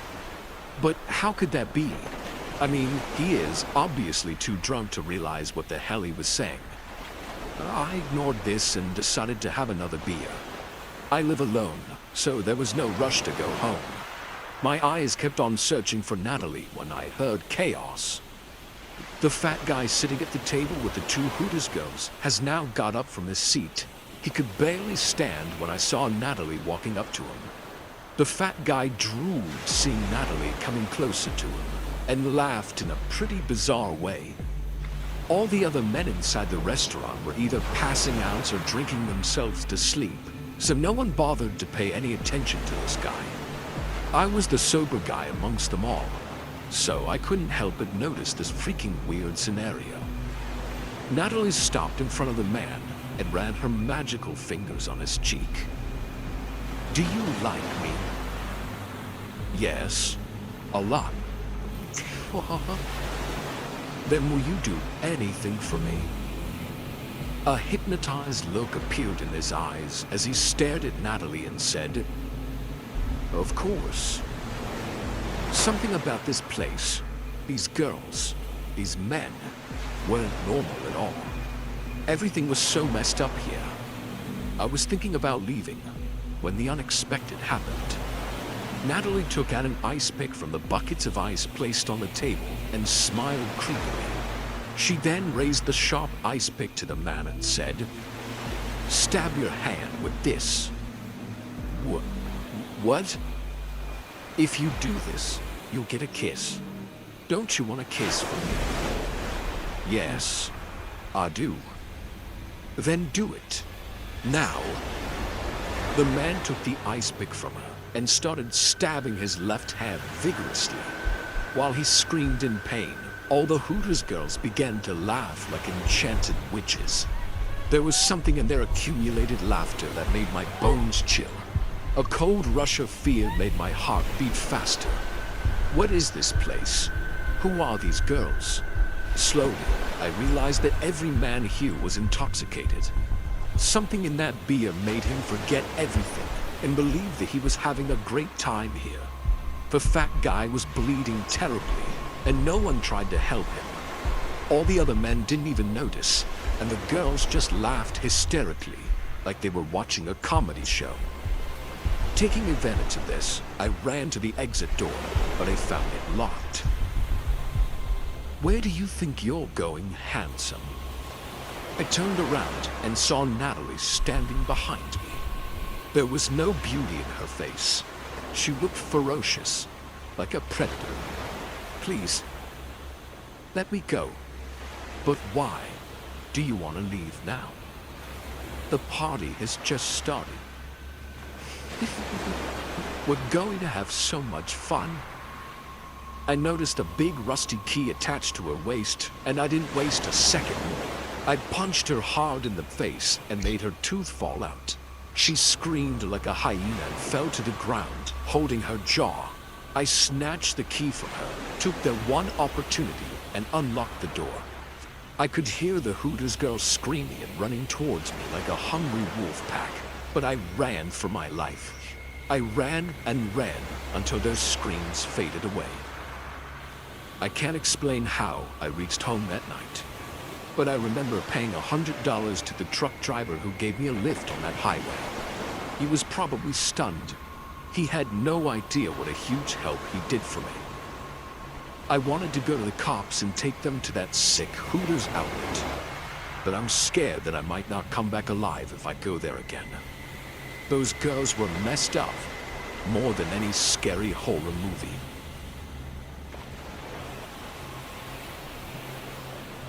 Fear is real. That much I can guarantee. After a couple of low-paid, inferior jobs, I was on the verge of living in the streets. I was about to call my dad for some money when my roommate Kathy said, "You know, Hooters is taking new girls. You can easily get the job. But let me tell you, at times, you might cross paths with some creeps." As a woman, I do that quite often. Are you sure? Yeah, the girl who works with me in the department store told me yesterday. I think you should give it a try. I heard they pay well. Taking her advice, I went to the Hooters outlet the next day. It was a pretty secluded area, adjacent to the woods. The long highway stood like a pathway to another world. Even in the daylight, the area was pre-stranded. I went in and saw two men doing maintenance work, and a man in his late 50s watching them with a strict eye. Seeing me walk in, he looked at me and scanned me from head to toe. "Yes? My name is Olivia. I heard you were in search of employees." "Hooters girl." Sorry? "I'm looking for another Hooters girl. Where do you stay?" "2 blocks away." You can go home with Riley then." "What?" "There are rules here. 1. Always wear the uniform during shifts. 2. Make the customers feel comfortable. And 3. Never go home alone after work. You can start from tomorrow." "Thank you so much. I needed this job." "Pick up a set of new uniforms from the shelf in the corner. And don't be late." The owner was a blunt and cut-to-the-chase guy, so I picked up my uniform without any more delay and left. I knew that the only reason he selected me was my physical features, which did make me uncomfortable, but beggars can't be choosers. The next day, I arrived at Hooters, all decked up. 3 other girls were standing inside the restaurant, getting ready to receive customers. I walked to them and introduced myself. They were all nice to me. They gave me tips on how to handle creeps and pushovers tactfully. I asked them where Riley was, to which they replied she's on leave today. Once the door sign changed to open, various kinds of people started to come in. The restaurant got filled with people. We started serving drinks and food while keeping a charming smile on our faces. Though most customers behaved nicely, there were some creeps indeed. A guy was flirting relentlessly with all of us. Whenever someone went to his table, he would compliment our body and call this place heaven repeatedly. My coworker Samantha was a smart girl. Instead of going into any argument, she got that man hella drunk, so he kept quiet for a while. Being my first day, I was nervous, but putting on a confident face at the same time. 3 hours went by without any trouble. Customers came and went like sea waves. I expected the night to get over like this when I heard jingling of boots behind me. I was standing with my back turned to the entrance, so I didn't see the customer who had just stepped in. I may have never looked back, if not for the girl at the following table, who kept staring behind me with a startled face. I turned around and saw a man dressed like Freddy Krueger sitting near the bar. It was neither Halloween nor a themed night at the restaurant, so his costume immediately set all eyes on him. But he was pretty casual with the attention and didn't seem to get bothered by it. His costume was so point on that even the burnt scars covering his partial face seemed real. He was looking around the restaurant when our eyes met. As soon as he saw me, a filthy grin appeared on his face, and he waved at me with his metallic fingernails. Getting creeped out by his behavior, I turned my back to him and went to attend another table. I could feel that he was watching my every single move. Samantha came to me and said, "Do you see that jackass? Must be a huge fan of horror movies." Doesn't he give you the creeps? Come on, don't think so much. You doing great. Don't let anything mess that up. Also, in a few hours, you'll be going home. Yeah, but till then, he's going to sit there and watch me. Samantha showed me that there was nothing to worry about, but my anxiety kept rising every time I looked at him. Slowly, the night came to an end. It was close to midnight, and we were getting ready to close, when I heard a spooky voice behind me. Can I get your number? With a shocked face, I turned back and saw that the man dressed as Freddy Krueger was now standing behind me. He smiled even bigger. I didn't want to give him any attention, so I came out strong. We are past closing hours, so have a good night. That's not the answer to my question. Maybe you should stop asking stupid questions then. You are so much more than I expected. You know all of our lives are just a dream. I think you're too drunk to realize you are not the real Freddy Krueger. It's time to go home, so scoot. I took a step to leave when he obscured my way and looked into my eyes. The death stare he gave me made my body numb. His smile faded, and furious anger took over his face. He then leaned on my face and said in a chilling voice, "This is not over yet." He walked out, and I sat down on the chair, covered in sweat. Samantha gave me a glass of water and told me to report the owner about this guy immediately if he comes tomorrow. We all wrapped up and left for home. Samantha gave me a lift to the next block and then went on her way home. She lived in the opposite direction, so I had no other choice than to walk home by myself. It was a 10 to 12 minute walk, but it felt like a lifetime that night. The streets were empty. A stray dog barked at some distance and then disappeared behind a bush. The silence around me was so haunting that I was getting scared hearing my own footsteps. I was halfway through when I heard a cackle. Turning around, what I saw still gives me nightmares. The man in the Freddy Krueger costume was running at me at full speed, raising his sharp metal claws like a deranged psychopath. I screamed at the top of my lungs and started to run for my life. The fact that he followed me all this way was enough to incline that he wanted me by the hook or the crook. He was laughing like a maniac, enjoying my fear. I was wearing heels, which is why it wasn't easy to increase the pace, but I also didn't have the time to take my shoes off. I knew that if I stopped, he would catch me, and if he catches me, he will shred me into pieces. I dialed 911 while running, not knowing where I was going. But before I could make the call, a huge rock hit me hard on my wrist, and I fell to the ground, breaking my leg. I fell so dangerously that my broken bones sprung up underneath my skin. It was a horrible scene to see a bone of my body coming out like that, and the pain was excruciating.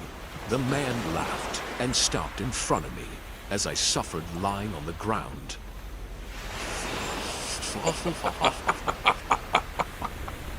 Why are you doing this? Told you. Life is just a dream.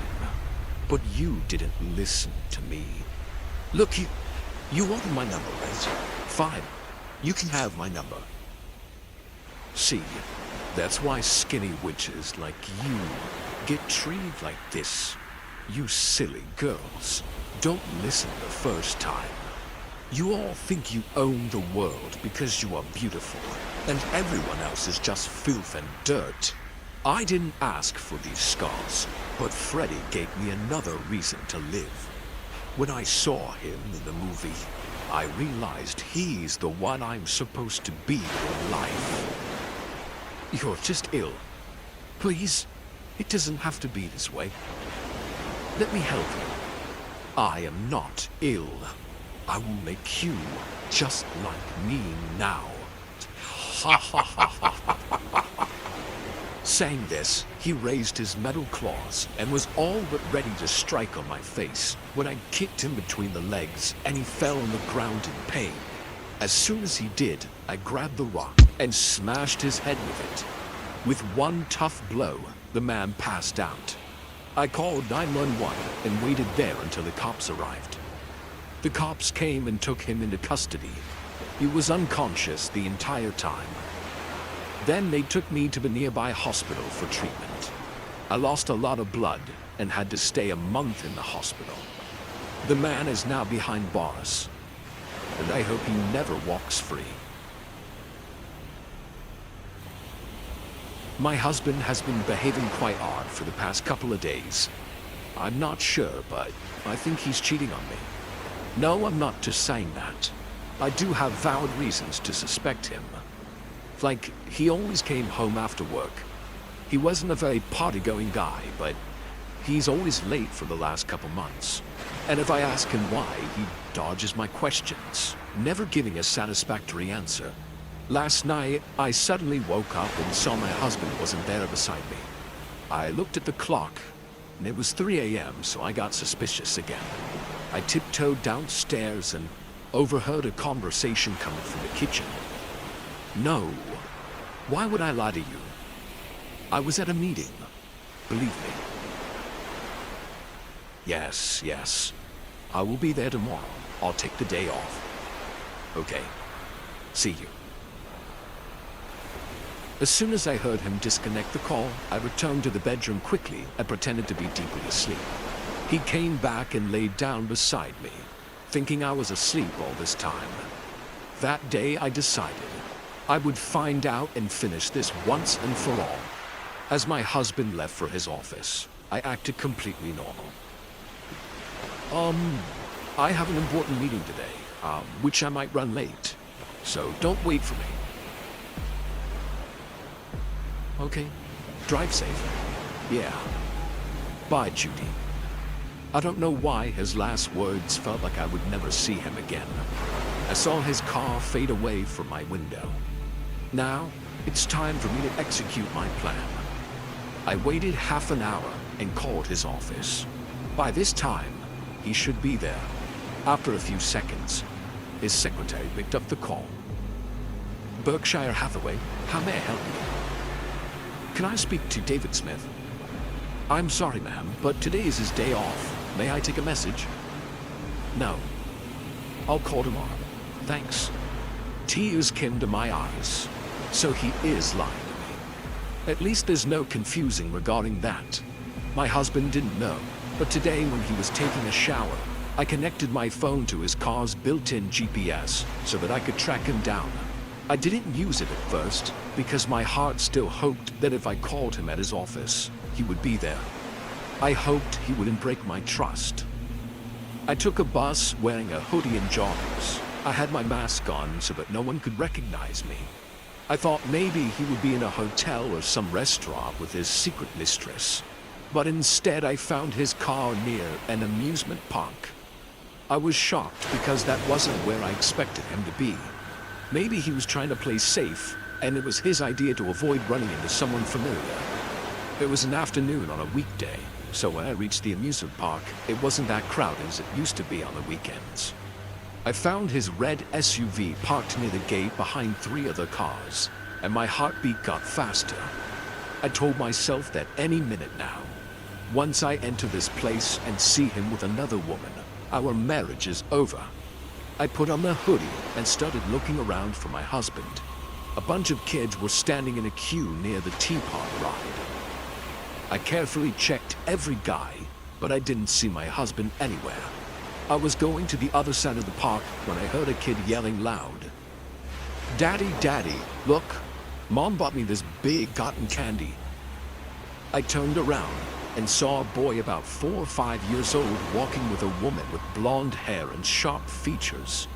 They both raised their arms and waved at someone standing behind me. I followed their eyes and saw the guy that the boy was addressing as Daddy standing near a vending machine. It was my husband. My head started to throb in pain. I felt like my heart would explode. Not only is he sleeping with another woman, but he has a son? How long has he been pulling off this dual life? Oh my God. I grabbed the bench nearby and sat on it to catch my breath. I saw them laughing and spending time like a family. I did not doubt that my husband was fooling this other woman too. The veins in my forehead popped in furious anger. My eyes turned all red. I am not the kind of woman he stamps and walks away. I realized that if I divorce him, he would be even better. If I get out of his way, he would get back with his other family. But I won't let that happen. I will make him pay for this. I will bring him pain. I started following him silently. They walked to the center of the amusement park to try on some rides. The kid pointed out to a bungee trampoline set up in the corner and started pleading with them to let him try it. At first, the woman said no, but my husband caressed her cheek and said something caring with a smile. He never smiled that way with me. Can you believe this man? I gave him my 12 years, and this is how he repays me? Suddenly, an evil idea came to my mind. I noticed the harness tied to the iron pole of the bungee trampoline. Beside the trampoline stood the roller coaster ride. Heavy bogies ran over the tracks while people screamed in an adrenaline rush. I knew what I had to do now. While everyone was busy buying tickets for the bungee trampoline, I slowly walked to it. A ride operator was standing there. I went to him and said that there was an issue on the teapot ride, and I think that he should check it at once. Not having enough staff on a weekday, this guy went to the teapot ride thinking that there was some defects. No one was paying attention to me when I loosened the safety harness just a little bit. After that, I hid behind a bathroom stall to watch the show. The kid came rushing to the trampoline with his beloved mom and dad. Finding the non-assisted ride, they looked around when the ride operator came back with a confused face. It wasn't hard to guess that he didn't find any issue with the teapot ride, as I lied to lure him away. He took their tickets and tied the kid with the safety harness. My husband was lighted and clapping in joy to see his son in that ride. He had no idea that soon his joys would fade away forever. The kid started to jump, and the ride took off. He was jumping and yelling, "I'm fine, Daddy, I'm fine." My eyes were stuck at the joint of the safety harness. The more he jumped, the more it started to loosen up. When he was at the top highest, a metallic crack occurred, and the safety harness swooped away, making a whipping sound. The kid, tied to the other harness, got swung back with great force, and his head hit the roller coaster track. The force was so strong that it only took a second, and his skull smashed into pieces. He didn't even get to scream, but his mom did, as blood splattered everywhere. I turned around and went straight to the mall washroom. I took off my hoodie and joggers and put them in my handbags, changing into my other clothes. I'm very much aware that the CCTV footage will catch me loosening up the trampoline harness, so I've already brought a new pair of clothes with me. Then, I started to walk towards the exit. People in the amusement park were screaming and running past me towards that bungee trampoline, and I couldn't care less. I walked to a secluded area a few meters away from the park, then burnt my hoodie and joggers and returned home the same way. My husband didn't come home that night. I left him calls and messages like I was really worried about not hearing back from him. He came back all messed up the following day. His eyes were swollen because of crying too much. I opened the door and said, "What happened? Where were you?" "I was so worried, David. What the hell is going on?" "Nothing. I just had a terrible day. Can you please leave me alone?" "Why?" "Because your son died." I couldn't pretend anymore. His eyes widened in fear as well as shock. "You knew? Then why didn't you say anything?" "I'm leaving you, David." I grabbed my luggage and got into my car. David sat with a blown-away face. He didn't say anything, and I didn't wait to listen. I enjoyed seeing him suffer. Now, he will never know who killed his son. even if the cops find the CCTV footage. For the rest of his life, he will keep wondering. And if he suspects me of this crime, there will be no evidence to prove it. No one saw my face. There's no proof of me going there, as I never took my car or a cab. So I was never there. I don't care if I go to hell, because I had my revenge. Now he will realize what it feels like to lose someone you love the most. In my nearly 3 decades of experience in building maintenance, repair, and renovation, I've never worked at a place as unusual as the local Motel 6. Now, the other peculiar thing about the Motel 6 you wouldn't know unless you worked there. Management was terrified of the lights ever going out. We had 2 backup generators on site. Our generator was diesel, the other some fancy solar thing. Given how remote the motel was in location, I could understand having a good backup, but 2 generators was excessive. The manager, a fussy middle-aged guy named Owen, insisted that maintenance check and swap out all the light bulbs on the property each month. I never made the connection between Owen's obsession with the lights and generators with Motel 6's official slogan until the night of our first true blackout. If you're unfamiliar with Motel 6's advertising, they have a very famous tagline they use in all their commercials. "We'll leave the lights on for you." It all started with a week of nasty storms we got last year. This was back in January, so we didn't have a ton of guests. I think at the time of the incident, maybe 20 rooms were occupied, or maybe 30. We'd gotten 8 days straight of rain first, then slush, then snow. Owen was worried that the wind might knock the lines down and we'd be stuck. All of the cloud cover meant the solar generator would be useless, so the boss sent Mikey to make sure the diesel cans were full in case we needed the other power source. Sure enough, on the 9th night of the crappy weather, the lights began to flicker. "We need the generator up and running, Bogan, now," Owen demanded, running into my office. I sighed and picked up my radio from the desk. "Hey, Mikey, I got Owen here with me. Looks like the snow might knock out our..." As if on cue, the lights flickered again and came back much dimmer. "Shoot, yeah, I think we're about to lose electricity. Can you go ahead and fire up the diesel so we can keep the lights on?" We might have a problem there, boss," Mikey said. All of the blood drained from Owen's face at Mikey's reply. "Can you meet me in the generator room?" We left the office and hurried through the parking lot. It was snowing hard, and Owen nearly slipped on some hidden ice, grabbing for my arm to keep from falling.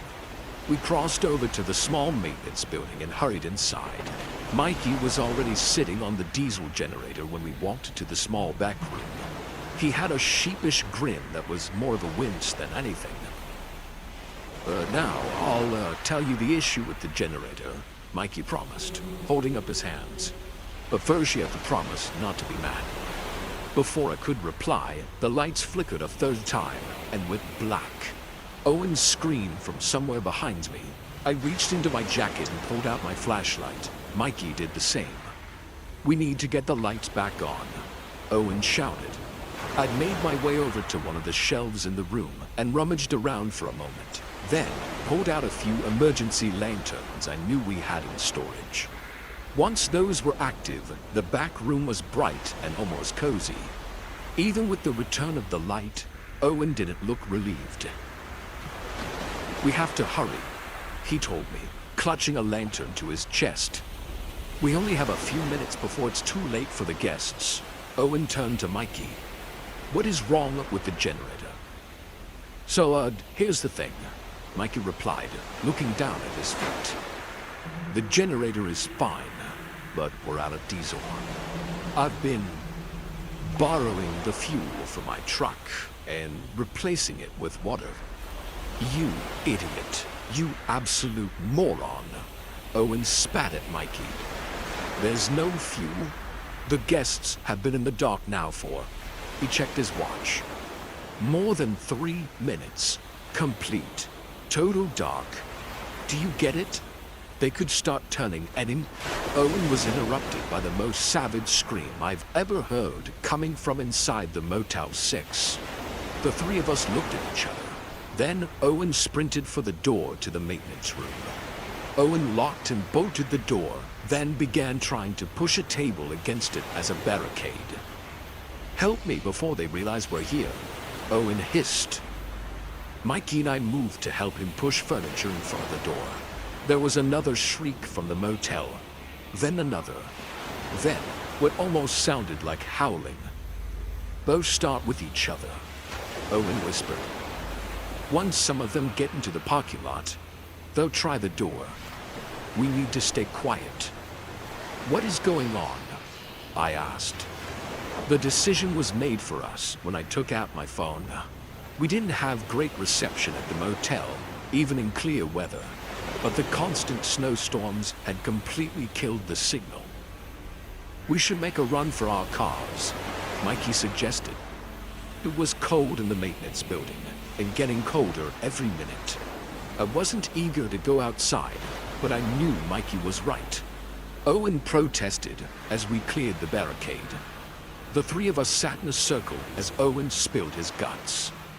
All Motel 6s have a terrible design flaw, or maybe a curse, or an intentional defect created to experiment on people.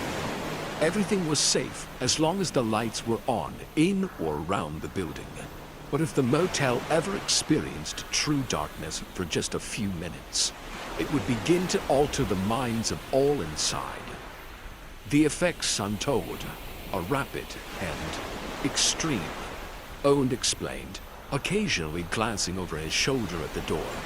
"Think of it like a form of rabies." "That honestly sounds like a campfire story used to scare folks," I said. "I don't believe it." The three of us began to argue in whispers, still sitting in our little ring around some lanterns. Mikey and I wanted to call the police immediately. Owen begged us not to. He figured the damage was already done, and if we got the cops involved, it could cause terrible press for Motel 6. He followed along with us when we crept out the door into the parking lot. I did see him tuck a hammer into his belt before we left. We waded through the snow in a single file line. We were nearly to my truck when we heard the scream. All three of us turned and froze at the same time. There was a young woman standing under a streetlight, staring at us. She was only wearing a nightgown, despite the wind and snow. Her face looked dazed, eyes blank, head tilted strangely. When she noticed us watching, the woman growled and began to sprint towards us. "She'll kill us all," Owen yelped, pushing Mikey down and making a run for it. That was a mistake. The woman jerked her head towards Owen and began to chase him through the snow. I have to admit that the manager's story felt very real at that moment. There was something deeply wrong with the guest, the way she ran barefoot in the snow. "Behind us," Mikey said, pointing towards the motel. It was hard to see with the snow, but I could just make out a few shadows on the other side of the parking lot moving towards us. "Run," I hissed. We lost sight of Owen as we made a beeline for my truck. Maybe the other guests didn't notice us or simply didn't care. Once we were in my truck in one piece, I locked the doors and took a breath. "We gotta go back for Owen," I said. "Do we though?" Mikey asked. I pulled out my phone and was surprised to see I had a weak signal. "Call 911, I said, tossing Mikey the phone.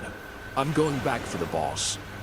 I didn't have to go far after leaving my truck to find Owen. He was standing in front of the entrance to the Motel 6, holding his hammer and panting. There was a crumbled body at his feet, wearing a blood-stained nightgown. It was the guest from earlier. "She was going to kill me," Owen whispered, clutching his bloody hammer. I had no choice. The woman was small and looked fragile in the snow. She didn't seem too dangerous. I didn't have a choice.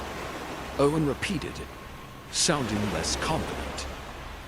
I was in danger. Right?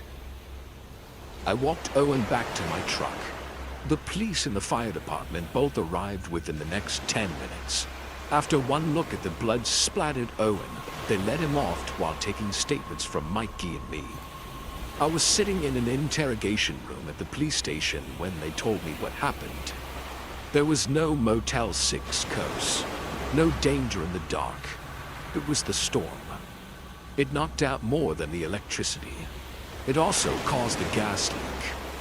That was all it was. Gas. It caused the guests to become delusional and confused. They weren't dangerous, only lost and needing help.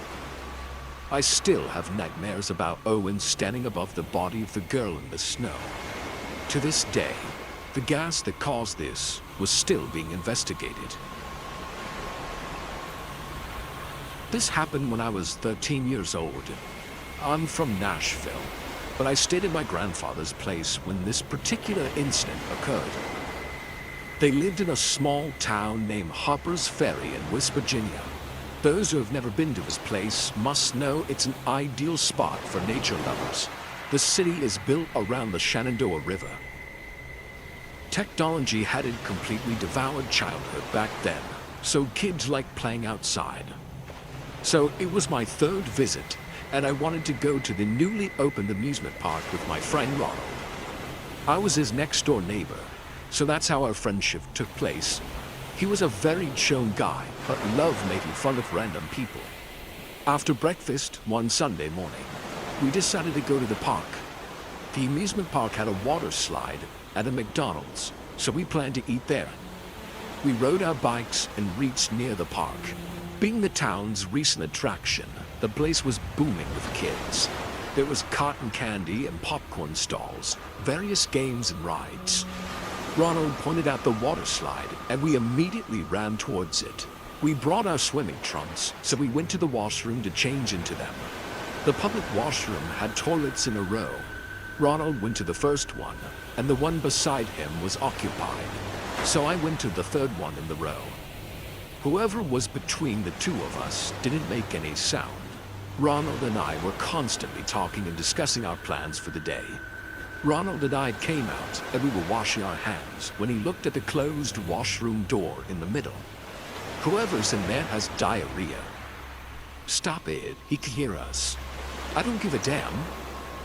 Saying this, he walked straight and kicked hard on the toilet door. Nothing happened for 10 seconds. Then, the door creaked open. A man stood there keeping his head down. We couldn't see his face as he wore a baseball hat. He didn't say anything, just laughed in a pretty weird way.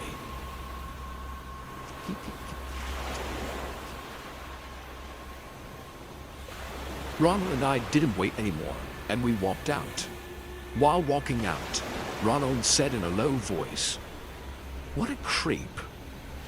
We bought 2 tickets and we went to stand in the queue. To take the water slide, we had to walk up to a 3-foot-high platform and then slide down into the Big 09. In the pool, Ronald and I were pulling off some challenges of our own. We were trying to stay underwater while holding our breath when I saw a person submerged inside the pool at some distance from us. Even though it was just for a second, I didn't fail to recognize that person. It was that same man from the washroom. Freaking out a bit, I opened my mouth and drank some chlorine water. Ronald rose to hear me coughing. I somehow controlled my troubled breath. What happened? I think I just saw that man underwater, but he was staring at us. Which man? That creep in the washroom. What? Where? Ronald started looking around the pool, hoping to spot that guy. But surprisingly, we couldn't find him. We went down the water slide some more times, but that man was nowhere. When we had enough of the water slide, we thought of going for some ice cream. The ice cream bar was at the back of the park, so we had to walk for a while. While I was telling him how much fun this place is, Ronald stopped all of a sudden. "You're right. He is stalking us." I followed his eyes and saw that man again. This time, he was sitting on a bench right beside the ice cream bar. He was still keeping his head down, and finally, I started to feel something bad was coming our way. Without saying anything, we walked to the bar, grabbed their ice creams, and we were coming back when the man lifted his head. I have never seen such scary eyes before. His eyes were too big and bright, not in a good way. There was absolutely no expression on his face. He wasn't moving a muscle and just sitting on the bench completely wet and staring at us in a death cold way. I was sure he was in that pool with us and watching us. This guy is so weird. I told you I saw him in the pool. Why did he go in wearing all his clothes? Maybe he's too lazy to do laundry. Now, I couldn't help but laugh, and Ronald joined me too. We ignored him and walked past him eating our ice creams. For the next 20 minutes, every ride we took, every corner of the park we went to, that man was there. He was following us the entire time. We tried to lose him, but I don't know how he always found us. Ronald and I got pretty freaked out by this weird guy and decided to call it a day and return home. We went to the washroom one more time to change into our regular clothes. We watched the man standing as we left and constantly staring at us as we stood outside the washroom. What is his problem, man? Let it be. We're leaving anyway. But Ronald couldn't stop himself anymore. He shouted at the man. "Leave us alone, you freak." I told him just to ignore the guy, but he went on shouting and cussing at the man. A few people started to look at him with suspicious eyes as Ronald went on screaming furiously. The man stood there a few seconds more and then vanished into the crowd. We didn't notice that people went ahead in the line, and we got left out. The line for the washroom was now too big, so we got frustrated. We just wanted to leave quickly, as we had enough. There was a small tent at the corner that had tools for storage for the amusement park. "Let's go change there." Ronald pointed at it, and I followed him. We decided to watch our backs, so I changed while Ronald stood in front of the tent. The back of the tent was dark. There was a big tree and dense bushes behind it. I was wearing my t-shirt when I felt the bushes move a bit. I stopped and watched them for a second when Ronald yelled at me.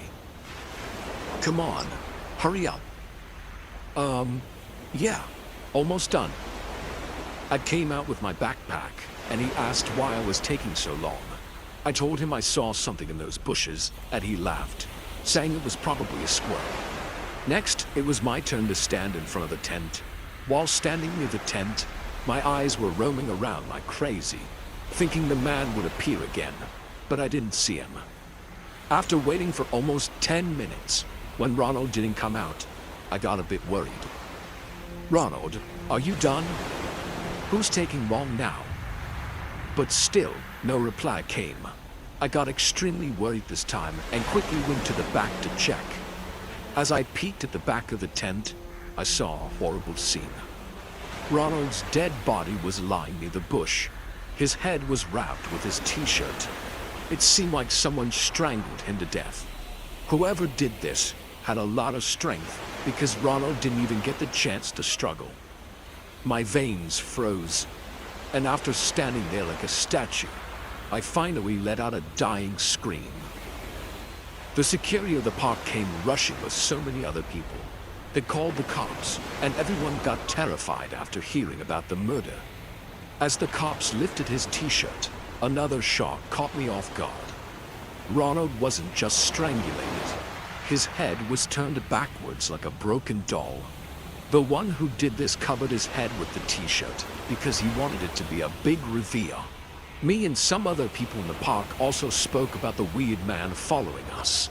I even gave details to the sketchmaker. And the death of my friend is now an ongoing murder investigation in West Virginia. I don't know where that man is now, but I hope the cops catch him soon before he takes another innocent life in the sickest way possible.